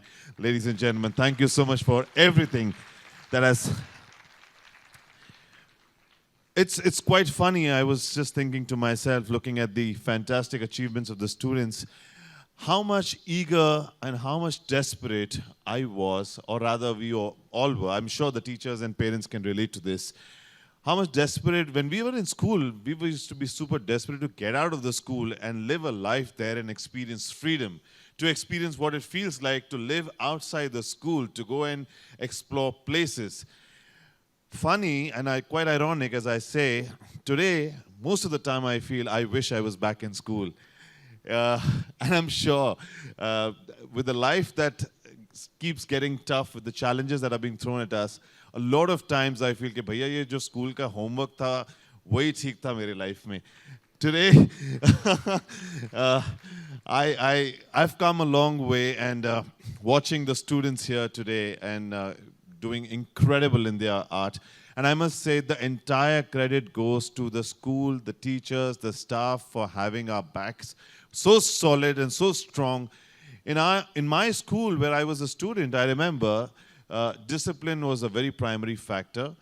We didn't have these many programs that I saw. There's so many programs on your career orientation guidance and so many programs on personality development. See, in my times, it used to be PT, that's it, and dance competition and annual day function. And we used to cherish annual day function and sports functions. That's all that we had at that time. And today, the kind of things that are going on with the students, they've become really smart. To all the students, I must say, you all have an extremely amazing backing today in the form of your parents and your teachers. One thing that I've learned about my life, that I have always valued my parents and my teachers, and because of which I'm standing here. Look how far I've come today. Of course, education is very important, study is very important. That's the very basic. But I always encourage to all the students to develop a personality. You see, this physique that you see today is completely out of a need. I was never thinking of bodybuilding profession. But it so happened that in one of my TV roles that I have done, I don't know if you all have seen Mahabharat in lockdown. Have you seen Mahabharat in lockdown? Have you seen the blind king Dhritarashtra in Mahabharat? Yes. So, not that, abhi main dekh sakta hu, quite अच्छी तरीके से. But I had to play a blind king at 22 years. It's a very interesting story. At 22 or 21, right after I transitioned my career from aviation as a pilot, because of the global recession, of course, I had to take a few calls at that time. The need was from there that I wanted to support my parents, my family, because, of course, becoming a pilot is very expensive, let's admit it. It requires a lot of funds. It requires a lot of, your father's hard work earning money. And I wanted to give it back. And I'm sure all the students right here, sometimes they feel so too, that they should support their parents somehow and, maybe reduce their burden, because it's really inflated today. Whatever we are doing, it's extremely expensive out there. But in my times too, I was trying to make something of myself. But that need came from there, from the global recession. So I became a pilot. I became an actor. Came through a lot of series of hardships, a lot of series of, failures. Students, you will fail a lot of times. Learn to embrace the failures. Do not think that because I failed once, I'm a loser. It doesn't work like that. You have to learn. At every stage of your life, whether it's a small examination, a preliminary examination, a sports event, you will fail. Learn to embrace the failure. But learn to embrace it in such a way that you improve over it. It's very easy to say, oh, you can improve over it. But of course, genuinely, each time I have failed in my life, I have taken that as not a rejection, but a projection to come back up. Now, when I became an actor, it was completely out of a need that I wanted to do something out of myself, that I wanted to be more important in my family, in the world. And that's how I started becoming an actor. When I became an actor for the role of Dhritarashtra, I had to put on so much of weight to play the blind 125-year-old king, to see all his kids dying in the war. I could not look very young and refreshing at the time. So what did I do? I started hogging a lot of Peppy Paneer cheeseburgers, pizzas, and a lot of McDonald's and burgers. That was my happy life at that time. I started putting on, the show got over, but now the reality started kicking in. I had already put on about 110 kilos on my body, and I was looking for work as an actor. It doesn't go together. It definitely doesn't go together. Then what happens? Series of rejections start again. Failures start again. Every production house that we go to, we've been told that you're too fat, you're too obese, body shaming. What should I do at that time? Become depressed that I'm not getting work because of my body? Or I can work on my physique, work on the personality. That is where the rage comes forward. That is where you improve from your failures. So I decided to diet hard, to start working out 3 times a day. 6 hours later, Every day, 6 hours of working out of rage, out of anger, to prove myself, only to myself, not to anybody else. That is when the physique started transforming, the personality started coming out, you started becoming more and more confident, more and more beautiful about yourself. Suddenly you start feeling that, okay, I have rediscovered myself. And out of that rage, somebody told me, hey, it's a bodybuilding competition happening. Are you guys interested to just participate? I thought I've played Dhritarashtra. Who's going to recognize me now that I've changed my physique? I went there in a nice swimming costume, stood there on the stage, and I was just smiling. And I didn't even realize God made me win that and became the first Indian to get a gold medal for India. This is how miracles happen. The father was saying about the miracles. This is the miracle. Now imagine a guy who's trying to make ends meet, suddenly God makes him the most beautiful physique of the world with a gold medal, and suddenly the whole nation is talking about you. So everything happened out of what? Out of the need to arise from your failures. 5 years, fast forward, that is approximately when, around that time after Mr. World is when I started getting offers for the movies down south. I was like, let's do it. Hell yes. Why not? I mean, this is something new. I was doing TV. Now it's something different. Let's try and do something different. The reason why I'm telling you about my journey is see how it has never been consistently the monotonous, how the monotony was later on broken, because after a while you start getting too comfortable in your own shoes. So you need to constantly challenge yourself. So a lot of times you feel, oh, my life was so good, my days were so good, suddenly everything seems to be so difficult. It's not difficult. That transition is happening in your life for a change, okay? That is when, after a series of 15 movies that I did, again, I was not enjoying myself as an actor, because in every film, when you're a villain, climax mein hero heroine leke jata hai, tum mar jate ho, tum wapas Bombay aate ho. It was happening again and again. And I started asking God, what next? Am I just there standing just to become a villain, or is there something more that you're going to offer me? I always suggest a lot of students to spend time not just with their friends, but also with themselves. You see, when a lot of times I figured out about myself that when I used to be in a group of people around me, let's say students, parents, and my elderly people, Jane Anjane mein, we are always kind of taking their opinions and leading our life according to somebody else's opinion that this is how you should be living. I always suggest people to start spending time with your own self as well when you... This is called meditation, in other words. It's very important to just sit quietly sometimes and just ask yourself, where are you going wrong? A lot of times God has this beautiful way of talking to you. In fact, God wants to talk to you. He just wants to be next to you. He wants to talk to you. He's waiting for you to be off your phone and off your friends and just spend time with himself. How do we do that? In a lot of my occasions in my life, when I used to never get an answer where I'm going, I used to just sit idle and I used to ask. What now? Give me an answer. Give me an answer. And I would get an answer through a thought, which we think that it's our instinct, it's our gut feeling, but it's actually, where is that gut feeling coming from? It's actually the God. So I give huge credit not only to my parents and teachers, but also to God as a very crucial part in the success. Because when I was a villain, imagine not knowing what I'm going to do next, not knowing what the next piece of work is going to come from. Suddenly I get transitioned. One fine day, I go to this, in Satara, there is a very beautiful program was happening where the current Vanshaj, the current lineage of Chhatrapati Shivaji Maharaj, Chhatrapati Uddayanaraje Bhosle Maharaj, who's there, whose birthday was there, and his associates just called me, out of nowhere, that can you just come. The reason I'm telling you this is how the power of manifestation works in your life. I go to Satara. I say, okay, fine. I mean, it's in honor of the lineage of Chhatrapati Shivaji Maharaj. I should definitely pay my visits. I should definitely pay my respect. I went there, sat there. I saw Chhatrapati Uddayanaraje Maharaj Bhosle. They came on stage. There was a nice, beautiful idol of Chhatrapati Shivaji Maharaj on the stage.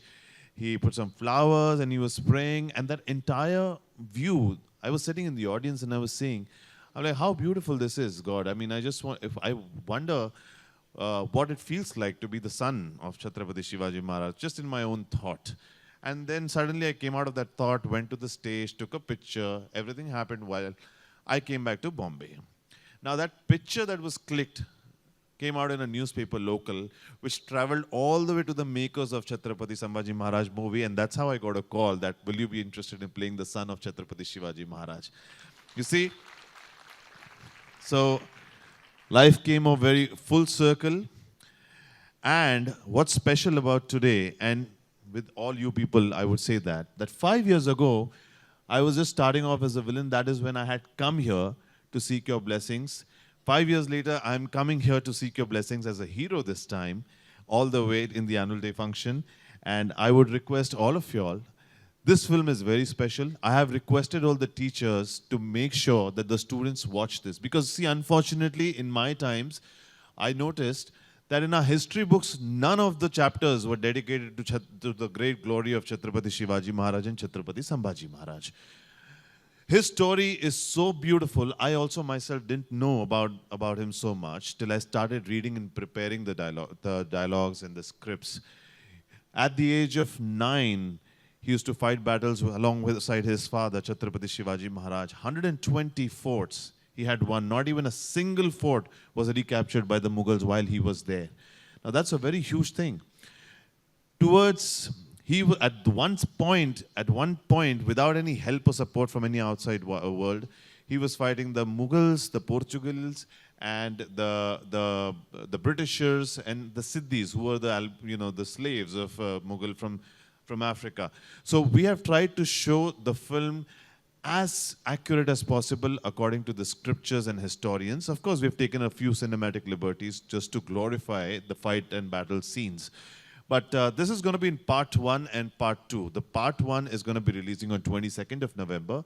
It is my humble request to all the parents out there that as an education purpose and also for our young guns to be inspired by a glorious, iconic character of like Chhatrapati Sambhaji Maharaj, I would request all of y'all to definitely see the film on 22nd of November because it's my life's sweat, blood, and everything has been applied here. And I have shot this movie since past 1 year. And today I come here seek the blessings of Bishop and my fathers and all of you. And I would definitely make another promise that if you all go there and watch the film in theaters, I'll come there personally in the interval and I'll meet you all there. Other than that, thank you so much for everything so far. Thank you so much for all the honor, love that I have received. And I tell all the students, work very hard, but definitely embrace your passion. And if you like something in your life, please go for it along with studies. See where have I come from, what was I doing and where have I come. And I'm so happy to be here in this stage. And I'm sure with my journey, I'm sure the students are also encouraged enough to pursue their passion. Once again, thank you so much for having me over, and I so look forward to seeing theaters. Thank you. Thank you, sir, for your enthusiastic words, your enthusiastic spirit. So much to learn from you, your journey. Thank you for inspiring us students. Indeed an honor to listen to those accomplishments. Best wishes to you. And we are eagerly waiting to see you at the theaters. Thank you once again, sir. We would now like to hand over a small token of appreciation to our chief guest. Therefore, now I request Reverend Father Abraham Joseph to kindly do the honors. As part of our Silver Jubilee year, we would like to present to you a silver coin. This silver coin is specially minted to mark this joyous occasion. Please give a huge round of applause.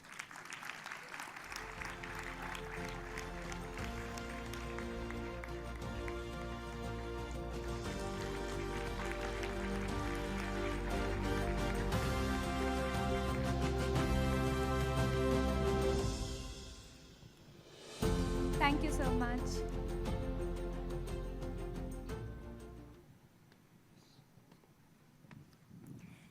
Ladies and gentlemen, it's time to take a break from the excitement and revelry of our annual day celebration.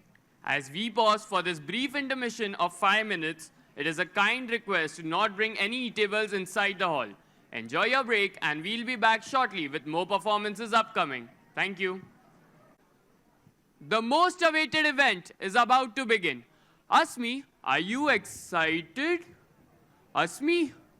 Asmi? Where are you? Audience, where is my co-host Asmi? Have you seen her? Ma'am, have you seen her? Where has she gone? In the dark, I reside among thousands of men and women. Masked my face, find me, find me. Asmi, it's not the right time to play hide and seek. Come on, we are getting late. I will be hiding until thou finds me. Fine, only for thou I come out of this darkness. This darkness isn't dark enough. The 15th night of every month is darker. But this darkness is for the bright talents lighting the stage. Bright talents? Bright as thou. Not really. Thine comparing is fairer than the word itself. Thine... Asmi, my audience does not seem to understand neither your dramatic behavior nor your language. Why are you speaking in Old English? Shobh, you made me break character. How could you? That's because my audience is here to witness the beauty of Venice and not your dramatics.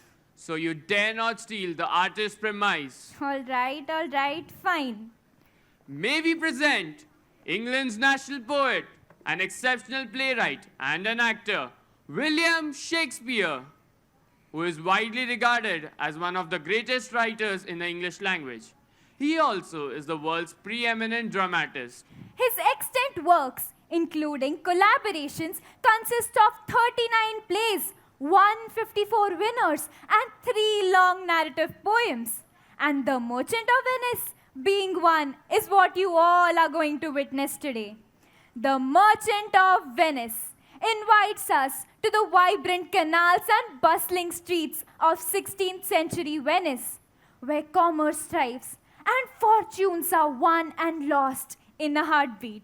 In this captivating play, Shakespeare explores through the complexities of human nature, through the intervened lives of a daring merchant, a clever heiress, and a vengeful moneylender.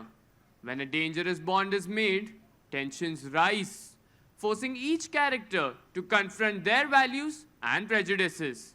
So, are you ready, audience, for the visual treat of your lives? We have an ensemble of artistic performers to transport you back to the Elizabethan era. With a thundering round of applause, Here's presenting The Merchant of Venice.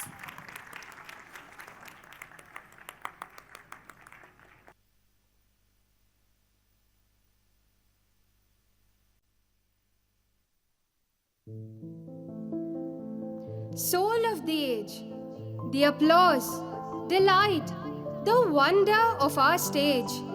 My Shakespeare, rise.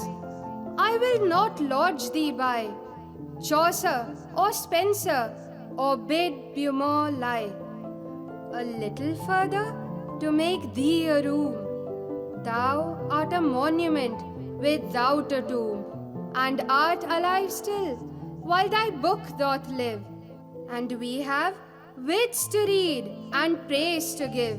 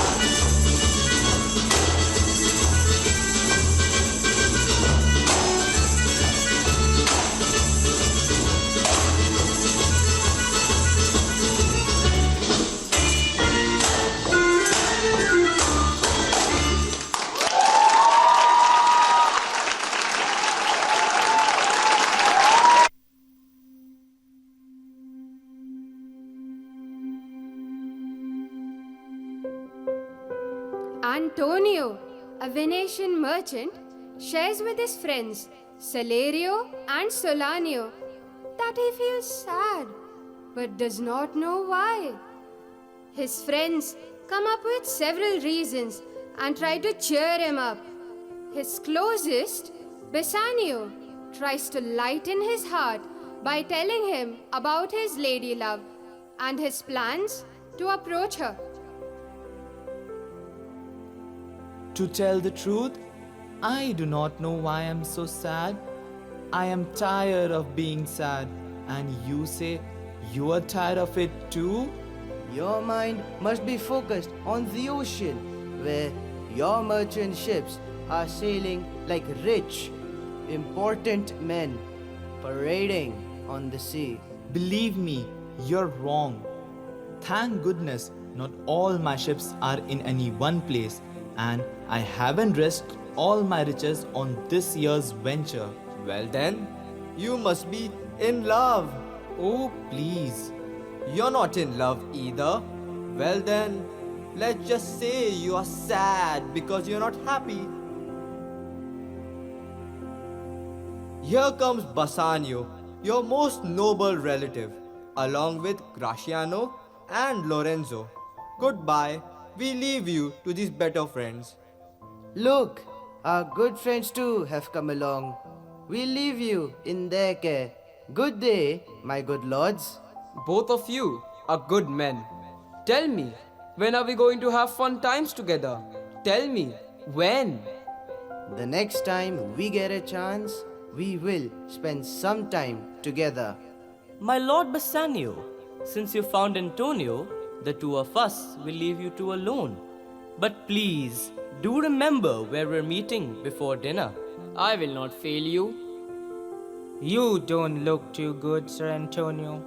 You care too much about worldly things. Those who care too much about these things end up losing them.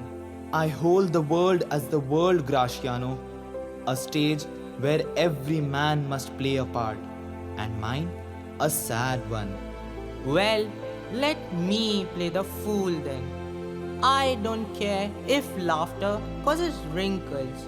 And why must a warm-blooded man be as cold as the statue of his dead grandfather? Why must he start to look jaundiced because of his crankiness? Come with me now, good Lorenzo. Goodbye for now, Antonio. And I'll finish the rest of my encouraging speech after dinner. Well, we'll leave you until dinner time then. I feel I must be one of those dumb but wise looking men, because this man, Graciano, never lets me speak. Well, be with me for 2 more years, and you'll forget what even your voice sounds like. Goodbye. I'll start to talk more now. Oh, Graciano speaks an endless stream of nonsense, more than any man in all of Venice. Well, then let me know who the lady is that you made an agreement with to go on a secret trip. You promised to tell me today. Antonio, you know how I have been living beyond my means, spending more than I can afford. I am deeply grateful to you, not just for your money, but for your friendship. And it is because we are such close friends that I trust you with my plans to repay all my debts. Please do tell me, good Bassanio, and if your plan is as honorable as you still are, rest assured that I will help you with my money, myself, and whatever other ways I can. There's a lady in Belmont who has inherited some riches and is both beautiful, more beautiful than can be described, and she's virtuous. Sometimes she conveyed messages by her eyes and glances. Her name is Portia. Her fame has reached far and wide. Many suitors come to her from all 4 corners of the world. The locks of her hair hang over her temples like the golden fleece. It makes many a Jason want to come on a quest for her. Antonio, if I only had the means to stand as a rival among these suitors, I know without a doubt that I would be successful in wooing her. All my money is tied up in my ships. I have nothing to sell. But yes, go ahead. Use my credit in Venice to raise funds for your journey to Belmont and Portia. Go, seek a loan, and I'll do the same.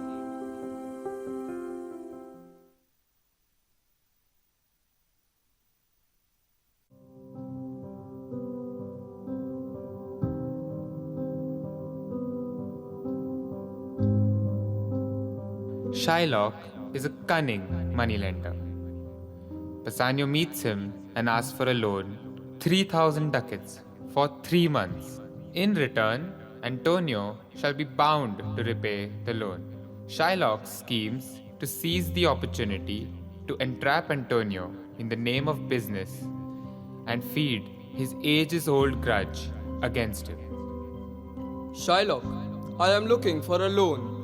3,000 ducats for 3 months. 3,000 ducats for 3 months. That is quite the sum. May I ask, who is going to guarantee this loan? My friend Antonio will. He is a merchant, very well respected in all of Venice. He'll back me up. Ah, yes, Antonio. I know him well. He's a good man. But his wealth isn't in his hands. It's all tied up in the ships that sail over dangerous seas, vulnerable to storms, pirates, and other risks. What if something happens to his ships? Then what? His ships have always come back. He's reliable, Shylock. You don't need to worry about him. Yes. I've heard the stories of Antonio's good fortune, how he lends money without charging any interest. But he has always looked down on me, hasn't he? He's called me names, he spat on me, and he treated me like dirt in the marketplace. And now you come to me for help? You want money from me? I know you and Antonio don't get along. But this is business, Shylock. We just need the loan and we'll pay it back in 3 months. Simple. Simple? Nothing is ever that simple. But I'm a businessman after all. I'll lend you the money. But let's have a little fun with it, shall we? No interest, no extra charges. Just one small condition. If Antonio can't repay the loan on time, then I get to take a pound of his flesh from wherever I choose. Just as a joke, of course. A pound of his flesh? That's insane. You're not serious. Oh, I'm very serious. What's the harm? You say Antonio's ships will return safely, right? He'll be able to pay back the money in time, no problem. So if you are so confident, then there is no risk at all. But if you are not so confident, then maybe you shouldn't take this loan after all. This is madness. No one risks their life over a loan. Madness? No, I am just protecting myself. Your friend hates me.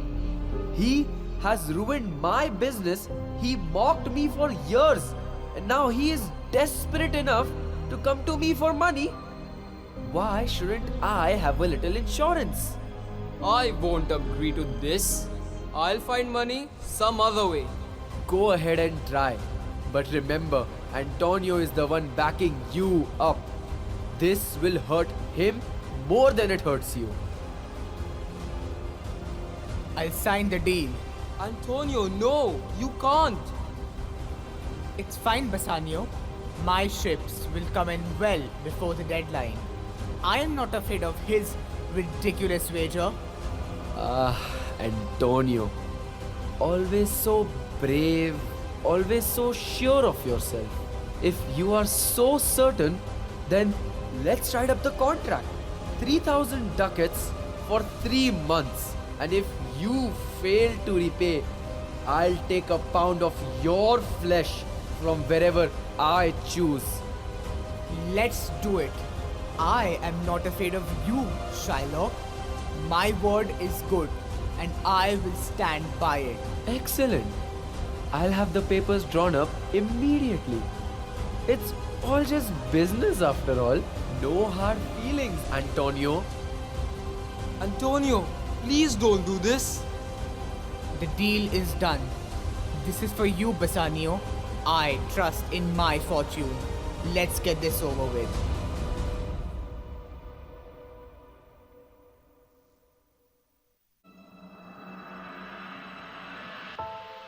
Shylock thinks in his heart that he had trapped Antonio, not knowing while he was occupied hatching this scheme against him, his own daughter, Jessica, elopes with Lorenzo, who is a friend of Antonio. Shylock is an overprotective father who keeps his daughter confined and locked inside the house. Solanio, Salarino, and Lorenzo reach outside Shylock's house. Lorenzo, what business held you back? How can you make the lady wait, Lorenzo? It is very unlikely of the lovers. Well, I'm here now. Let me call her out. Jessica, Jessica, my beloved, be my torchbearer tonight. Oh, sweet Lorenzo, tonight I fly from the chains of my father's house, but my heart trembles. Can love truly pardon such betrayal? Jessica, it is time. The night is ours. I never thought I'd flee this house like a thief.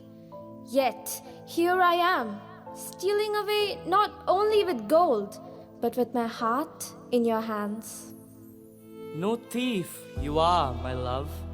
You flee from the tyranny of a life which wasn't yours to choose. Tonight, we make a new path together. And yet, my father, I know not what fury awaits when he finds me gone.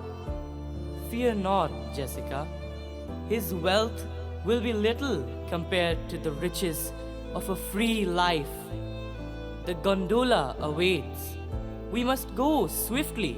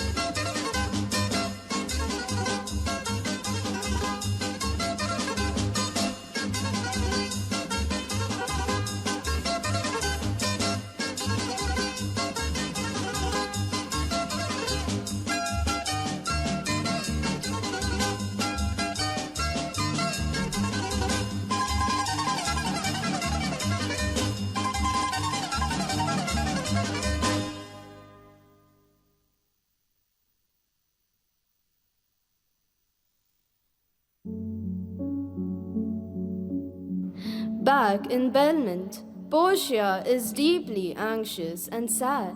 She is a kind and noble young woman, but beneath her wealth and beauty, she feels her father, before his death, set up a strange test for anyone who wants to marry her.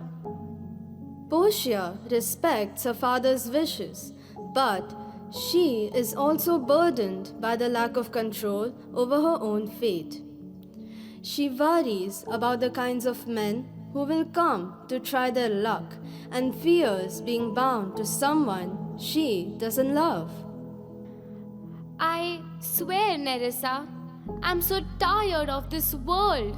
You did have reason to be tired, Portia, if your life was full of problems like anyone else's. But from what I see, those who are rich and fortunate seem to be just as unhappy as those who have nothing. Maybe the best path one should choose is somewhere in the middle. Oh, the word choose. I can't choose the man I want to marry, and I can't refuse the ones I don't want. My father's will controls my life, even though he's gone. Isn't that unfair, Nerissa? That I can't pick who to marry or turn away the ones I don't like? Your father was a good man, Portia, and wise people often have the best ideas when they are dying. He arranged for a lottery where your suitors have to choose between 3 chests, 1 gold, 1 silver, and 1 lead. Whoever picks the right one will win your hand. And I believe that the man who chooses correctly will be someone who truly loves you. Madam, a person sent by the Prince of Morocco who brings word that his master, the Prince, will be here tonight. Let him in. Go, open the curtains and reveal the casket to the noble prince.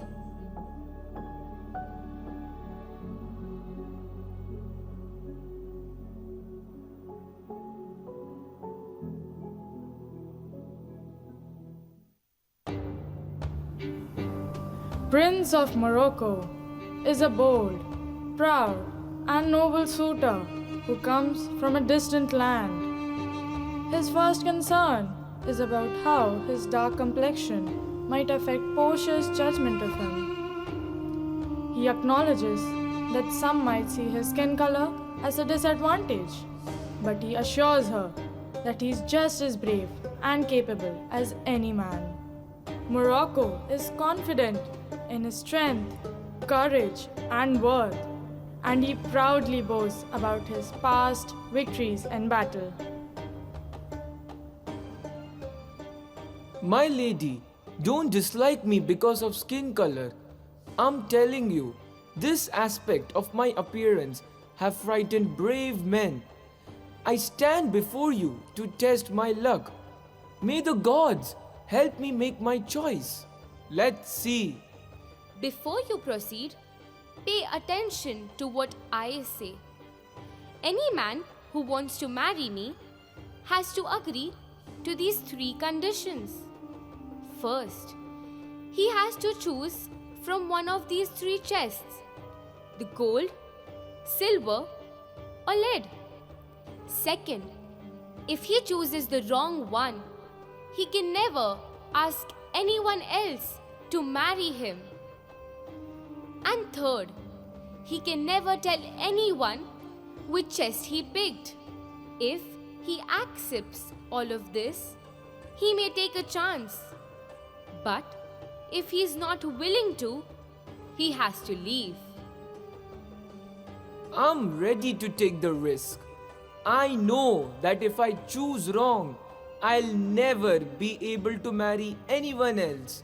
And I will have to live with that for the rest of my life. but I am confident in my choice. I am the Prince of Morocco. I won't let the fear of failure hold me back. So lead me to it.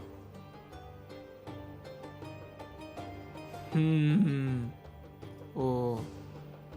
The third one, made of dull lead, says, "He who chooses me must give up and risk everything that he has." Risk everything for lead? That's ridiculous. Why risk everything for something so worthless? A noble mind doesn't stoop to trash. This silver one promises, "He who chooses me will get as much as he deserves." Well, I deserve quite a bit. My noble birth, my wealth, my good breeding. Surely, I deserve the best. But is it enough?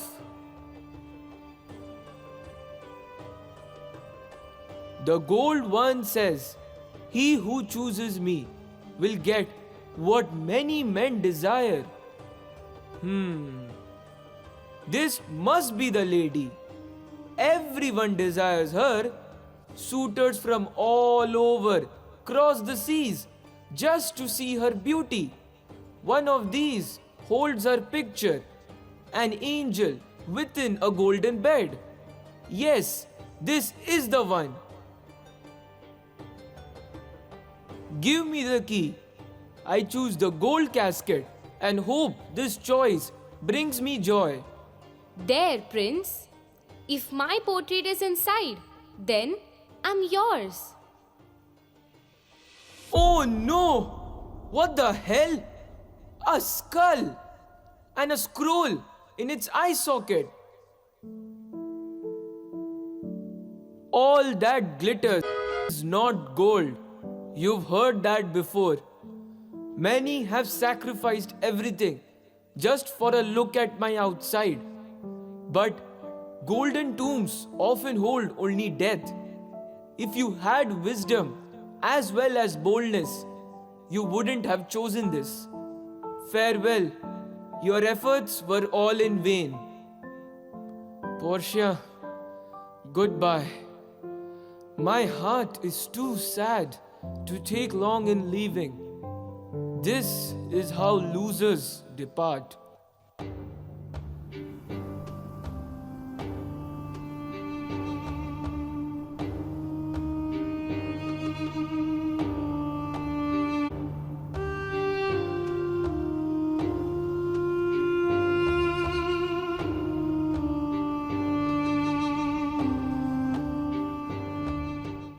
Hurry, hurry, please.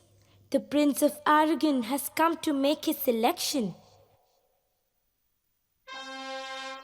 Prince of Aragon is a noble and self-confident suitor, convinced of his own intelligence and sense of fairness. Unlike the Prince of Morocco, who chose based on outward appearances, Aragon prides himself on being more thoughtful and discerning. Behold, there are the caskets, noble prince. If you choose the one that contains a picture of me, we will get married right away. But if you make the wrong choice, you must leave from here immediately, my lord, without saying another word. Greetings, my lady. I am prepared to take the risk. May fortune smile upon the hopes in my heart. Gold, silver, and lowly lead. What is written here? He who chooses me must give up and risk all that he has. You need to look better before I give up or risk everything for you.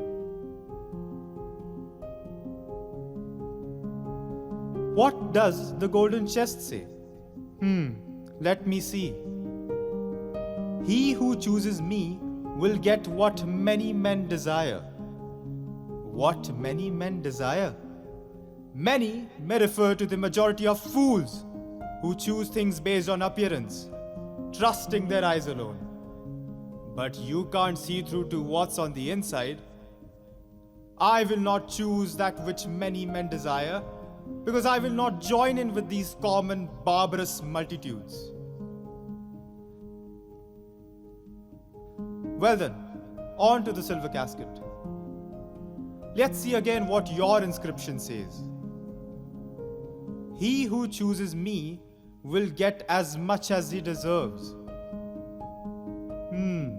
I agree with this saying, because who should attain good fortune and honor if they don't deserve it?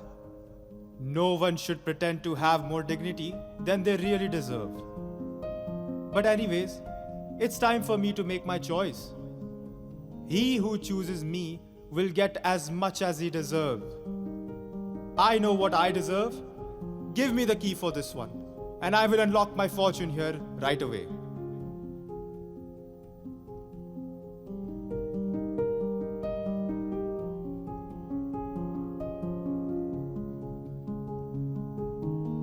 You have taken too much time for what you have found inside. What's here? The portrait of a fool holding something for me to read. I will read it. How different this picture is from one of Portia. This is not what I hoped for and what I deserved. He who chooses me will get as much as he deserves. So did I deserve nothing but a fool's head? Is that my price? Do I deserve no better? I came to woo Portia with the head of a fool. And now I leave with two fools' heads. Goodbye, sweet lady. I'll keep my word and bear my misfortune patiently.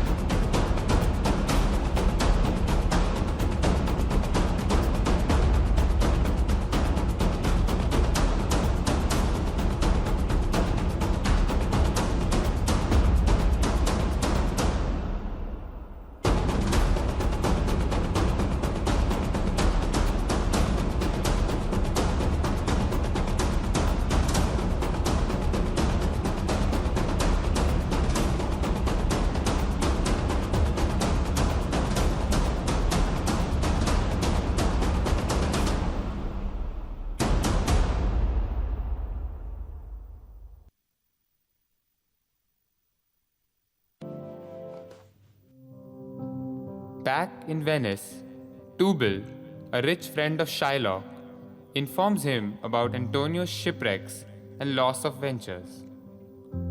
They discuss about his daughter Jessica's elopement with Lorenzo. In a dimly lit room, Shylock counts the coins sitting at the table when Tubal enters. Shylock, my friend. Tubal, my friend. You come at a troubling time.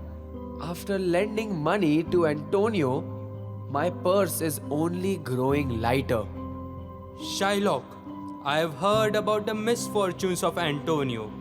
Are you sure that you made the right decision? He has wronged me and he has tortured me. I will not let Antonio escape without a bite. But what about your daughter? Jessica, I cannot even bear her thought. She eloped with that despicable broke Lorenzo? What news do you have? I tried to search for her, but I cannot say. I only hear tales about her. That treacherous girl! She stole away all my ducats and all my jewels. My turquoise ring. My beloved Leah had given that to me. I shall have my revenge on both her and Antonio. Let me help you, Shylock. The path of revenge only leads to destruction. How flustered I am by these two. I have heard all of Antonio's ship have been wrecked. Really? His lenders have proclaimed he's surely a bankrupt now. Tubal, my brother, you have given me great news. Go to the Duke and let us prepare the case.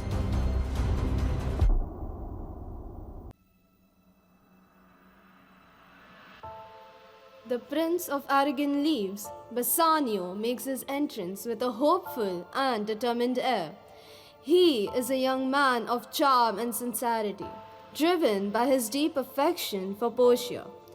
Though his financial situation is strained, his love for Portia motivates him to participate in the casket test, hoping that his genuine heart and true intentions will shine through.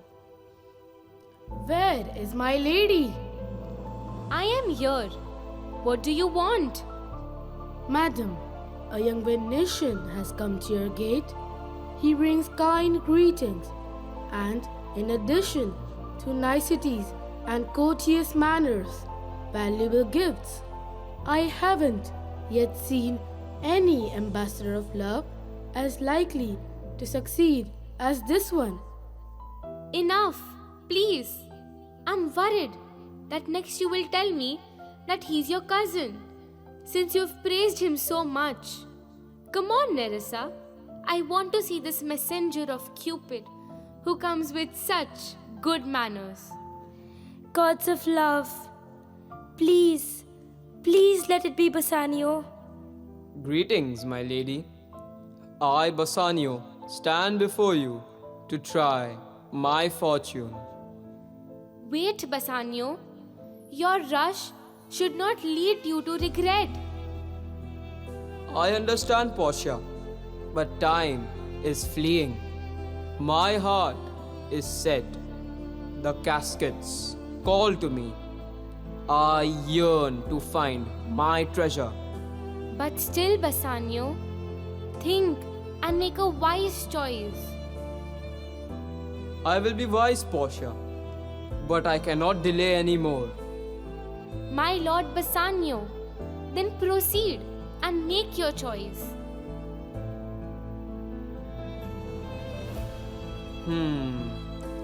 What does this gold one say?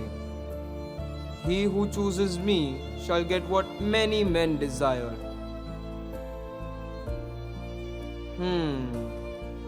And what's on this silver one? He who chooses me shall get as much as he deserves. And what's on this lead one?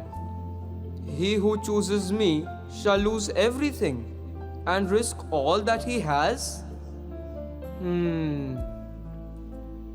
I believe it to be wise to not just base my choice on these inscriptions, but rather look at the caskets themselves. So for this gold one, appearances can be deceiving. People often get tricked by flashy things.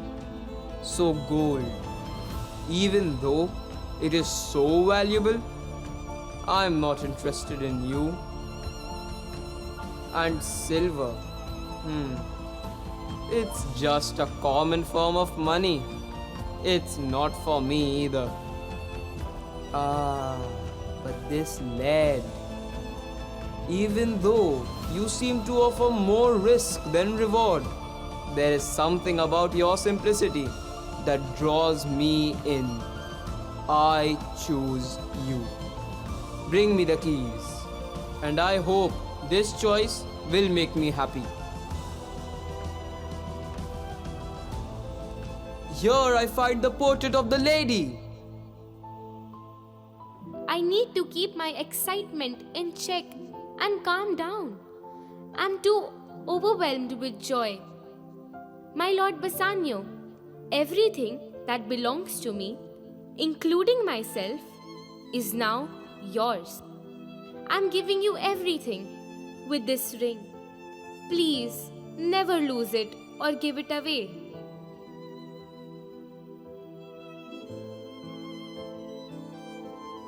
I am speechless, madam. Believe me that this ring shall only part with me when I die.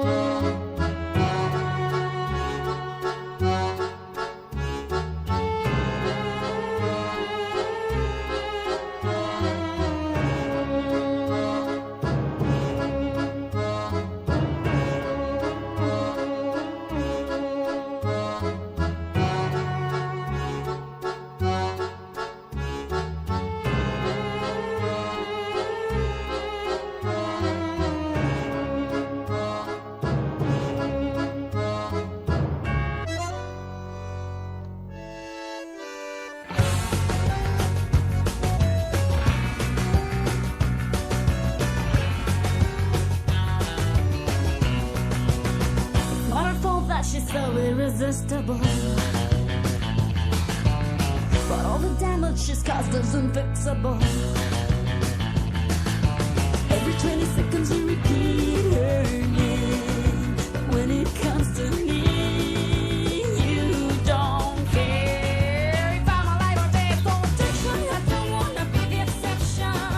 To get a bit of your attention, love you for free and I'm not your mother. But you don't even bother. Objection, I'm tired of this triangle.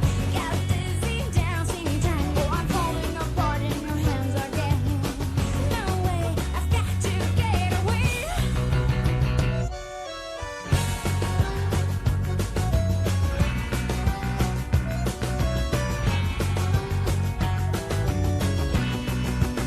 Next to her cheap silicone, I look minimal.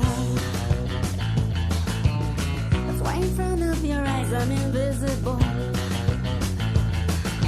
But you gotta know small things also count. You better put your feet on the ground and see what it's about. So objection, I don't wanna be the exception. To get a bit of your attention, I love you for free and I'm not your mother. But you don't even bother. Turn to the angles of this triangle. Got dizzy dancing tango. I'm falling apart in your hands again. No way, no, no, no, no. I wish there was a chance for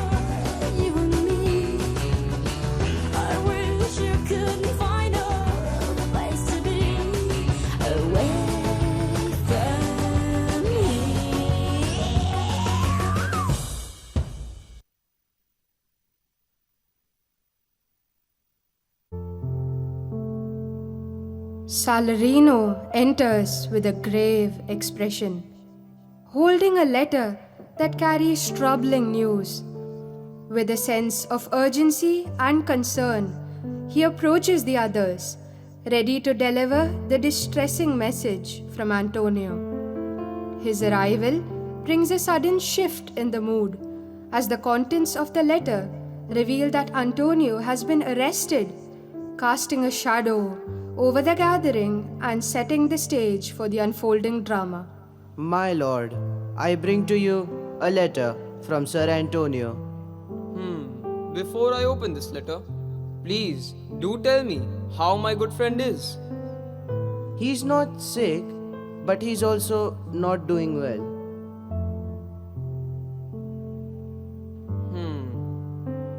Sweet Bassanio, all my ships have been wrecked. My creditors have become cruel. I don't have much money. I cannot repay Shylock back. Since Shylock will not spare me, he will take my flesh from me. So please, meet me before I die. My lord Bassanio, make haste and save your friend. Take 20 times gold with you to pay this petty debt. Since I have your permission to go away, I will hurry.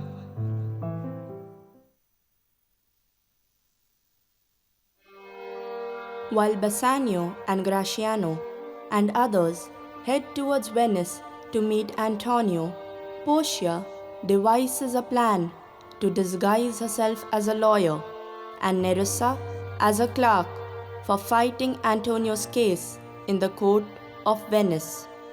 She acquires a letter of recommendation from her cousin, who is also a judge, for fighting Antonio's case. The scene opens in the court of Venice.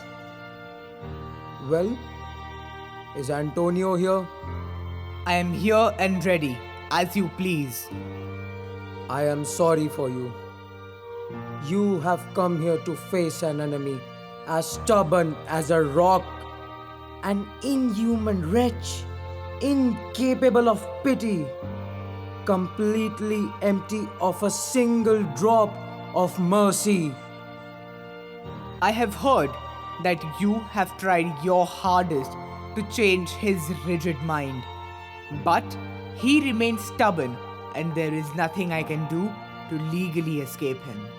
Shylock, everyone thinks, and I agree, that you're just putting on a show of malice until the very last minute.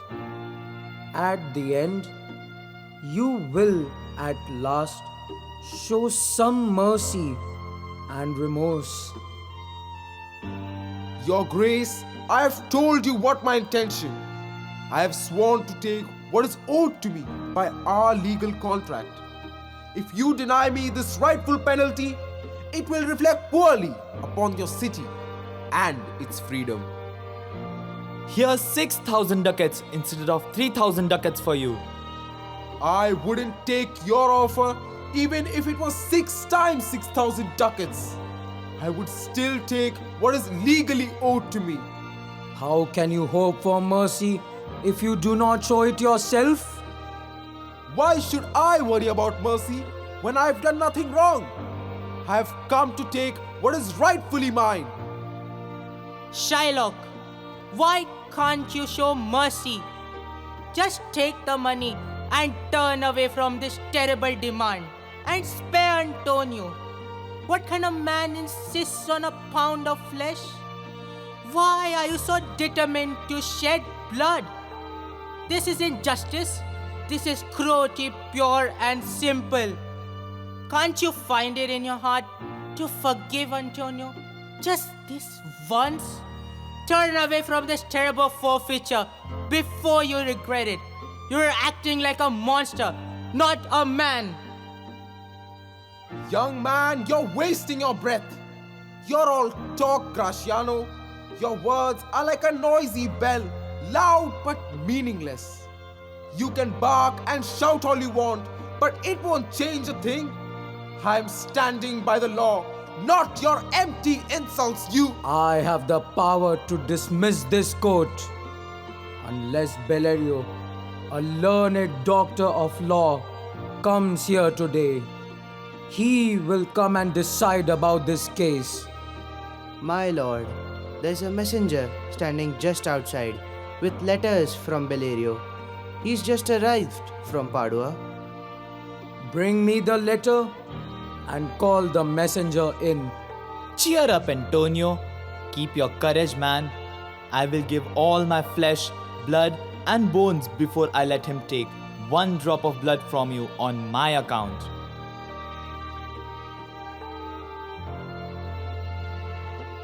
Have you come from Padua? From Bellerio? Yes, from both, my lord. Bellerio sends his greetings, Your Grace.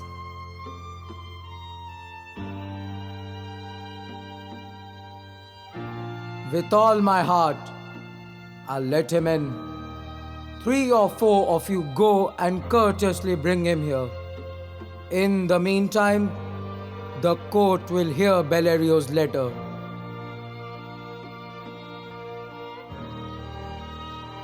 Your Grace, I'm very ill now.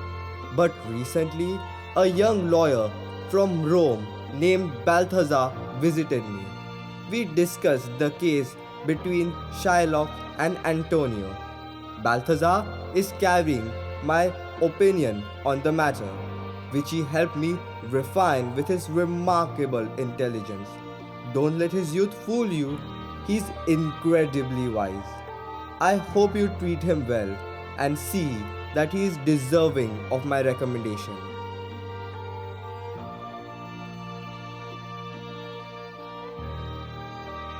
You all have heard what the educated Bellerio has written. And I assume this is the lawyer coming now? Give me your hand. Have you come from old Bellerio?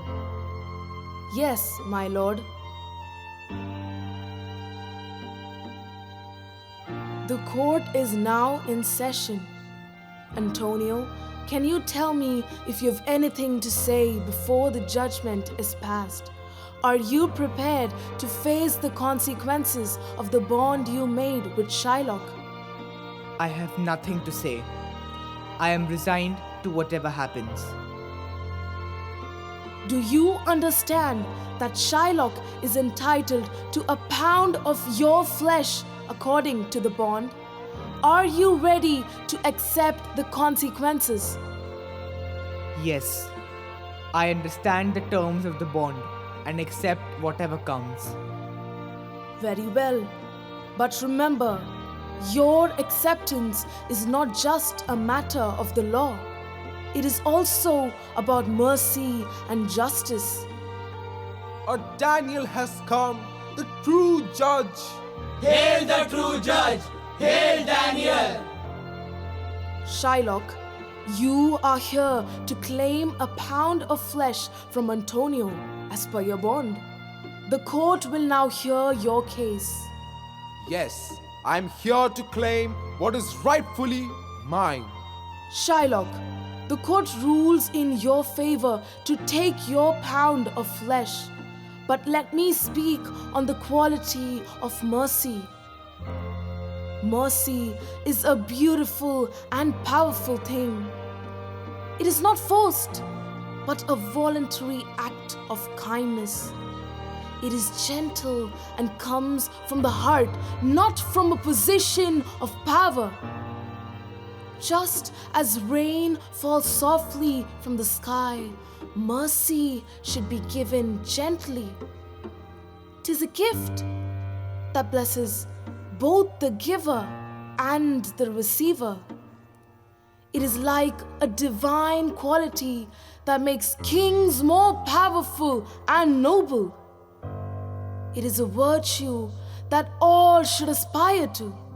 I'm not here to talk about mercy. I want my bond, my pound of flesh. But Shylock, think about this. Mercy is greater than justice. Choosing to show mercy will earn you praise and set you apart. Even the greatest kings are honored for their mercy. Acting with compassion is more admirable than just following the letter of the law. Mercy, mercy, show mercy. I'm not interested in your philosophy. I'm here to claim what is rightfully mine. I am ready to pay double the amount. If you want, I will pay triple too. Just take your money and cancel the bond. No, I want the pound of his flesh. Antonio never showed me any mercy when he mocked me in the marketplace. He heated my enemies and cooled my friends. Because of him, my business suffered. All right. Well then, understand this, Shylock. You have the right to your pound of flesh. But remember, if you take a pound of flesh, you should not even spill a single drop of Antonio's blood. And neither should you cut off more or less than an exact pound of flesh. If you do so, then your land and goods shall be taken away by the law of Venice. Is that what the law says? You can see for yourself. You wanted justice, and now you will get more than what you desired. No, the bond is clear. I am entitled to a pound of flesh. I want justice. If you act on this bond and harm Antonio, a Venetian citizen, you will not only lose your claim, but also face more punishment. Okay, then give me thrice the amount of the bond and let Antonio go. Here's the amount. Stop! Shylock shall have all justice. He shall have nothing but the pound of flesh.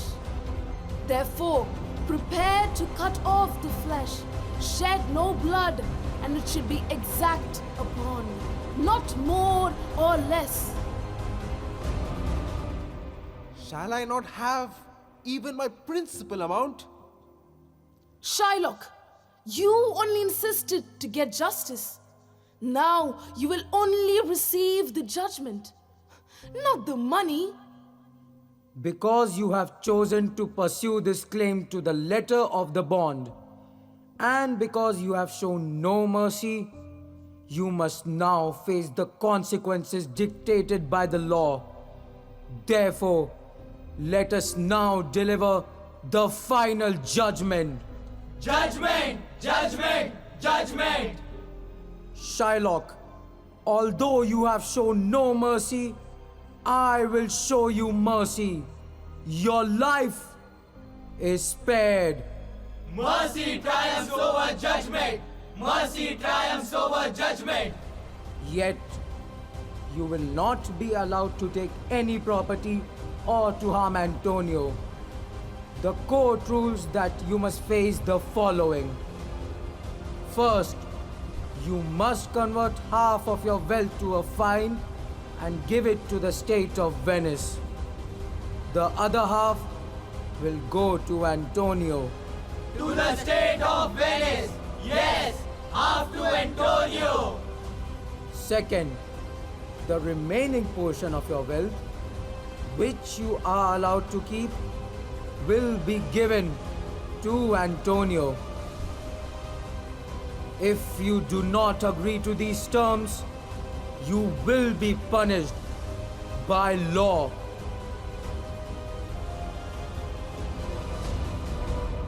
No, take my life. Take all but that. You take away my life. You take away my means to live. I see now that I have no choice but to accept the court's ruling. I will follow the court's decision and meet all the conditions which are set before me. Worthy Duke, worthy Judge Balthazar.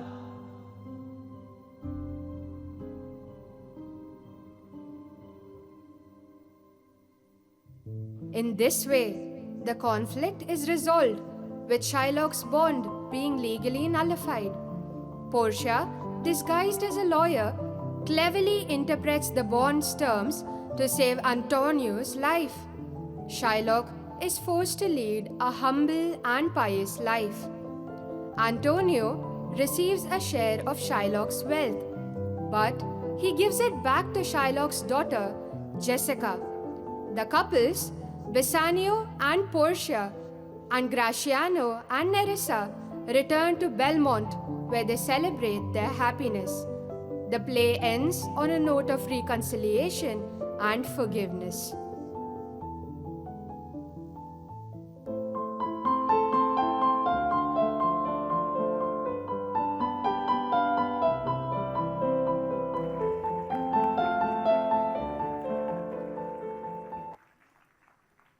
The foot-tapping dance performances, the extravagant side play, the vibrant costumes and the stellar performances by our students has brought out the love of Bassanio, Antonio's loyalty, vengeance of Shylock, and Portia's intelligence. Indeed, it was spectacular. Shubh, I am sure Shakespeare in the heavens above must be watching us, and he would be really delighted to see his work come to life in the most authentic way. As we head to the end of this celebration, we must recognize that a celebration so grand must be of thoughtful planning, perfect execution, and many hands working in coordination. Let us take a moment to show gratitude to people who have worked laboriously in making this event successful. We now invite students of grade 10, Shaili Chaudhary and Sarjesh Banerjee to render the vote of thanks.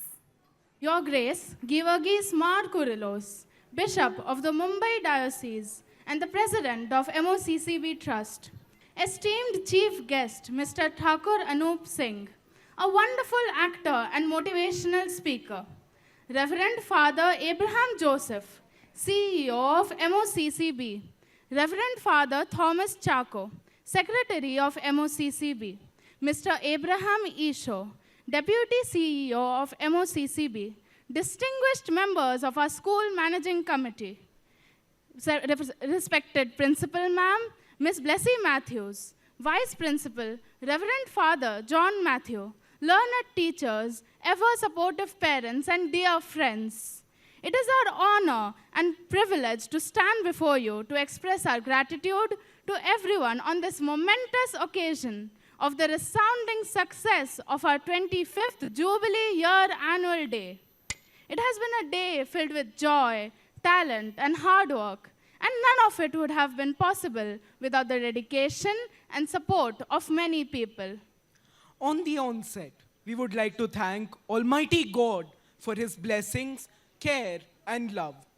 We extend our heartfelt gratitude to His Grace, Varghese Coorilos, for his vision to create a caring, sharing, and loving community of individuals rooted in the love of God in which we all partake. We are grateful to our chief guest, Mr. Thakur Anoop Singh, for taking out time from his busy schedule to grace this event with his presence. His presence has made this event all the more memorable. Thank you for motivating us to strive for excellence.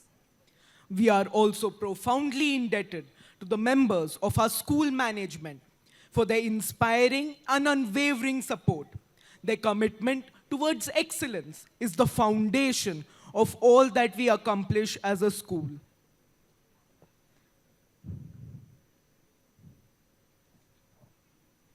We are deeply touched by your kind gesture and valuable insights that have left a lasting impact on us. A special thank you to our beloved principal, Miss Blessy Matthews, whose leadership and encouragement motivates us to achieve our best every day.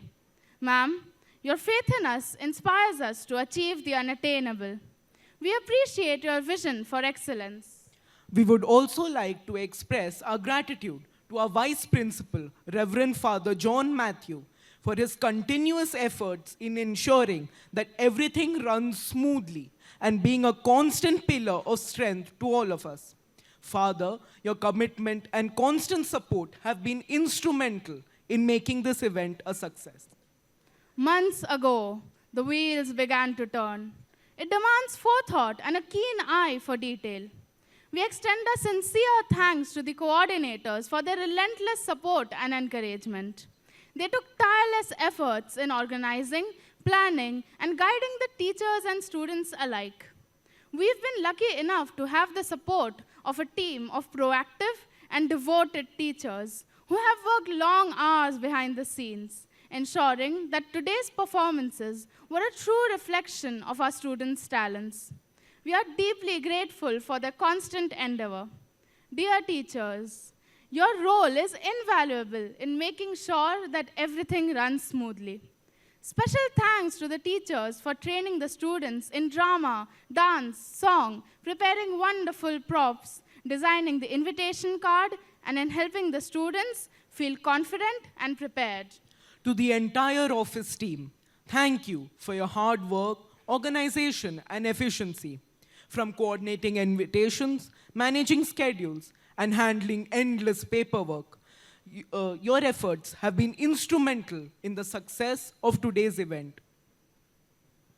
Heartfelt gratitude to our auxiliary staff and support staff, including our housekeeping and security teams, for ensuring that the school is immaculate and that everything functions seamlessly.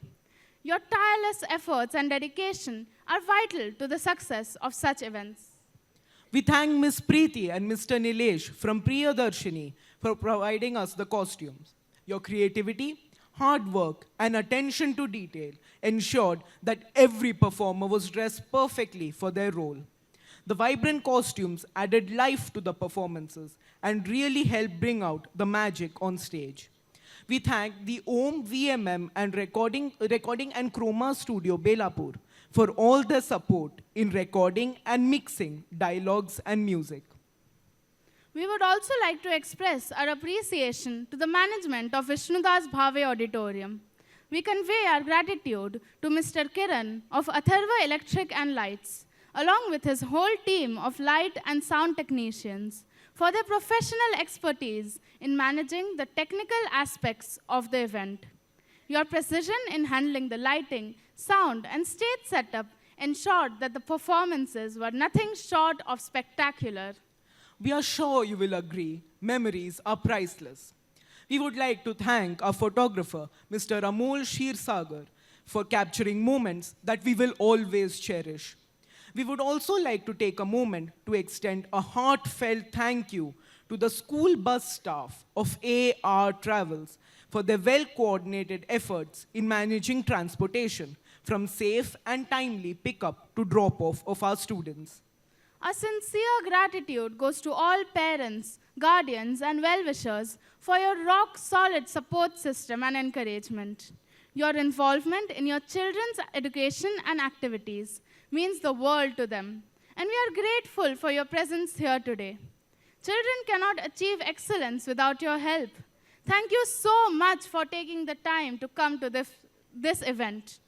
As we come to the conclusion of this wonderful event, it is important to acknowledge the stars of today's show. A big round of applause to all the students. Your talent, enthusiasm,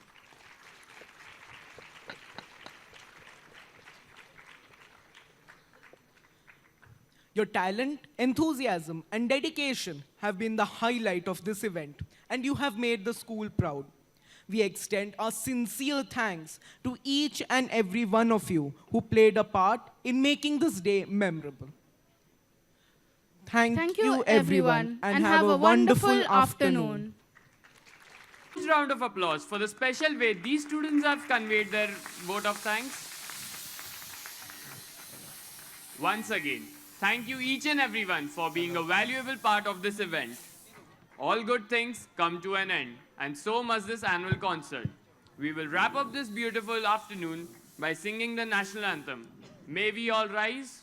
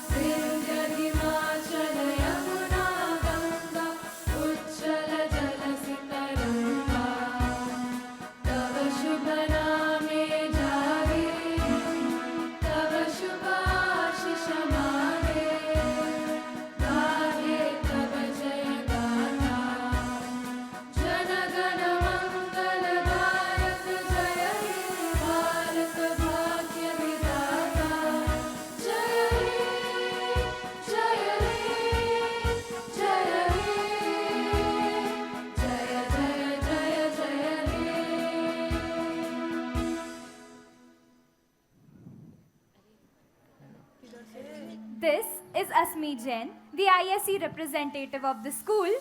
This is Shubh Agarwal, the house captain of the school. This is Aliza Ajit, the head girl of the school. This is Harsh Chaudhary, the head boy of the school, signing off. You all have been a wonderful audience. Thank you and have a nice day.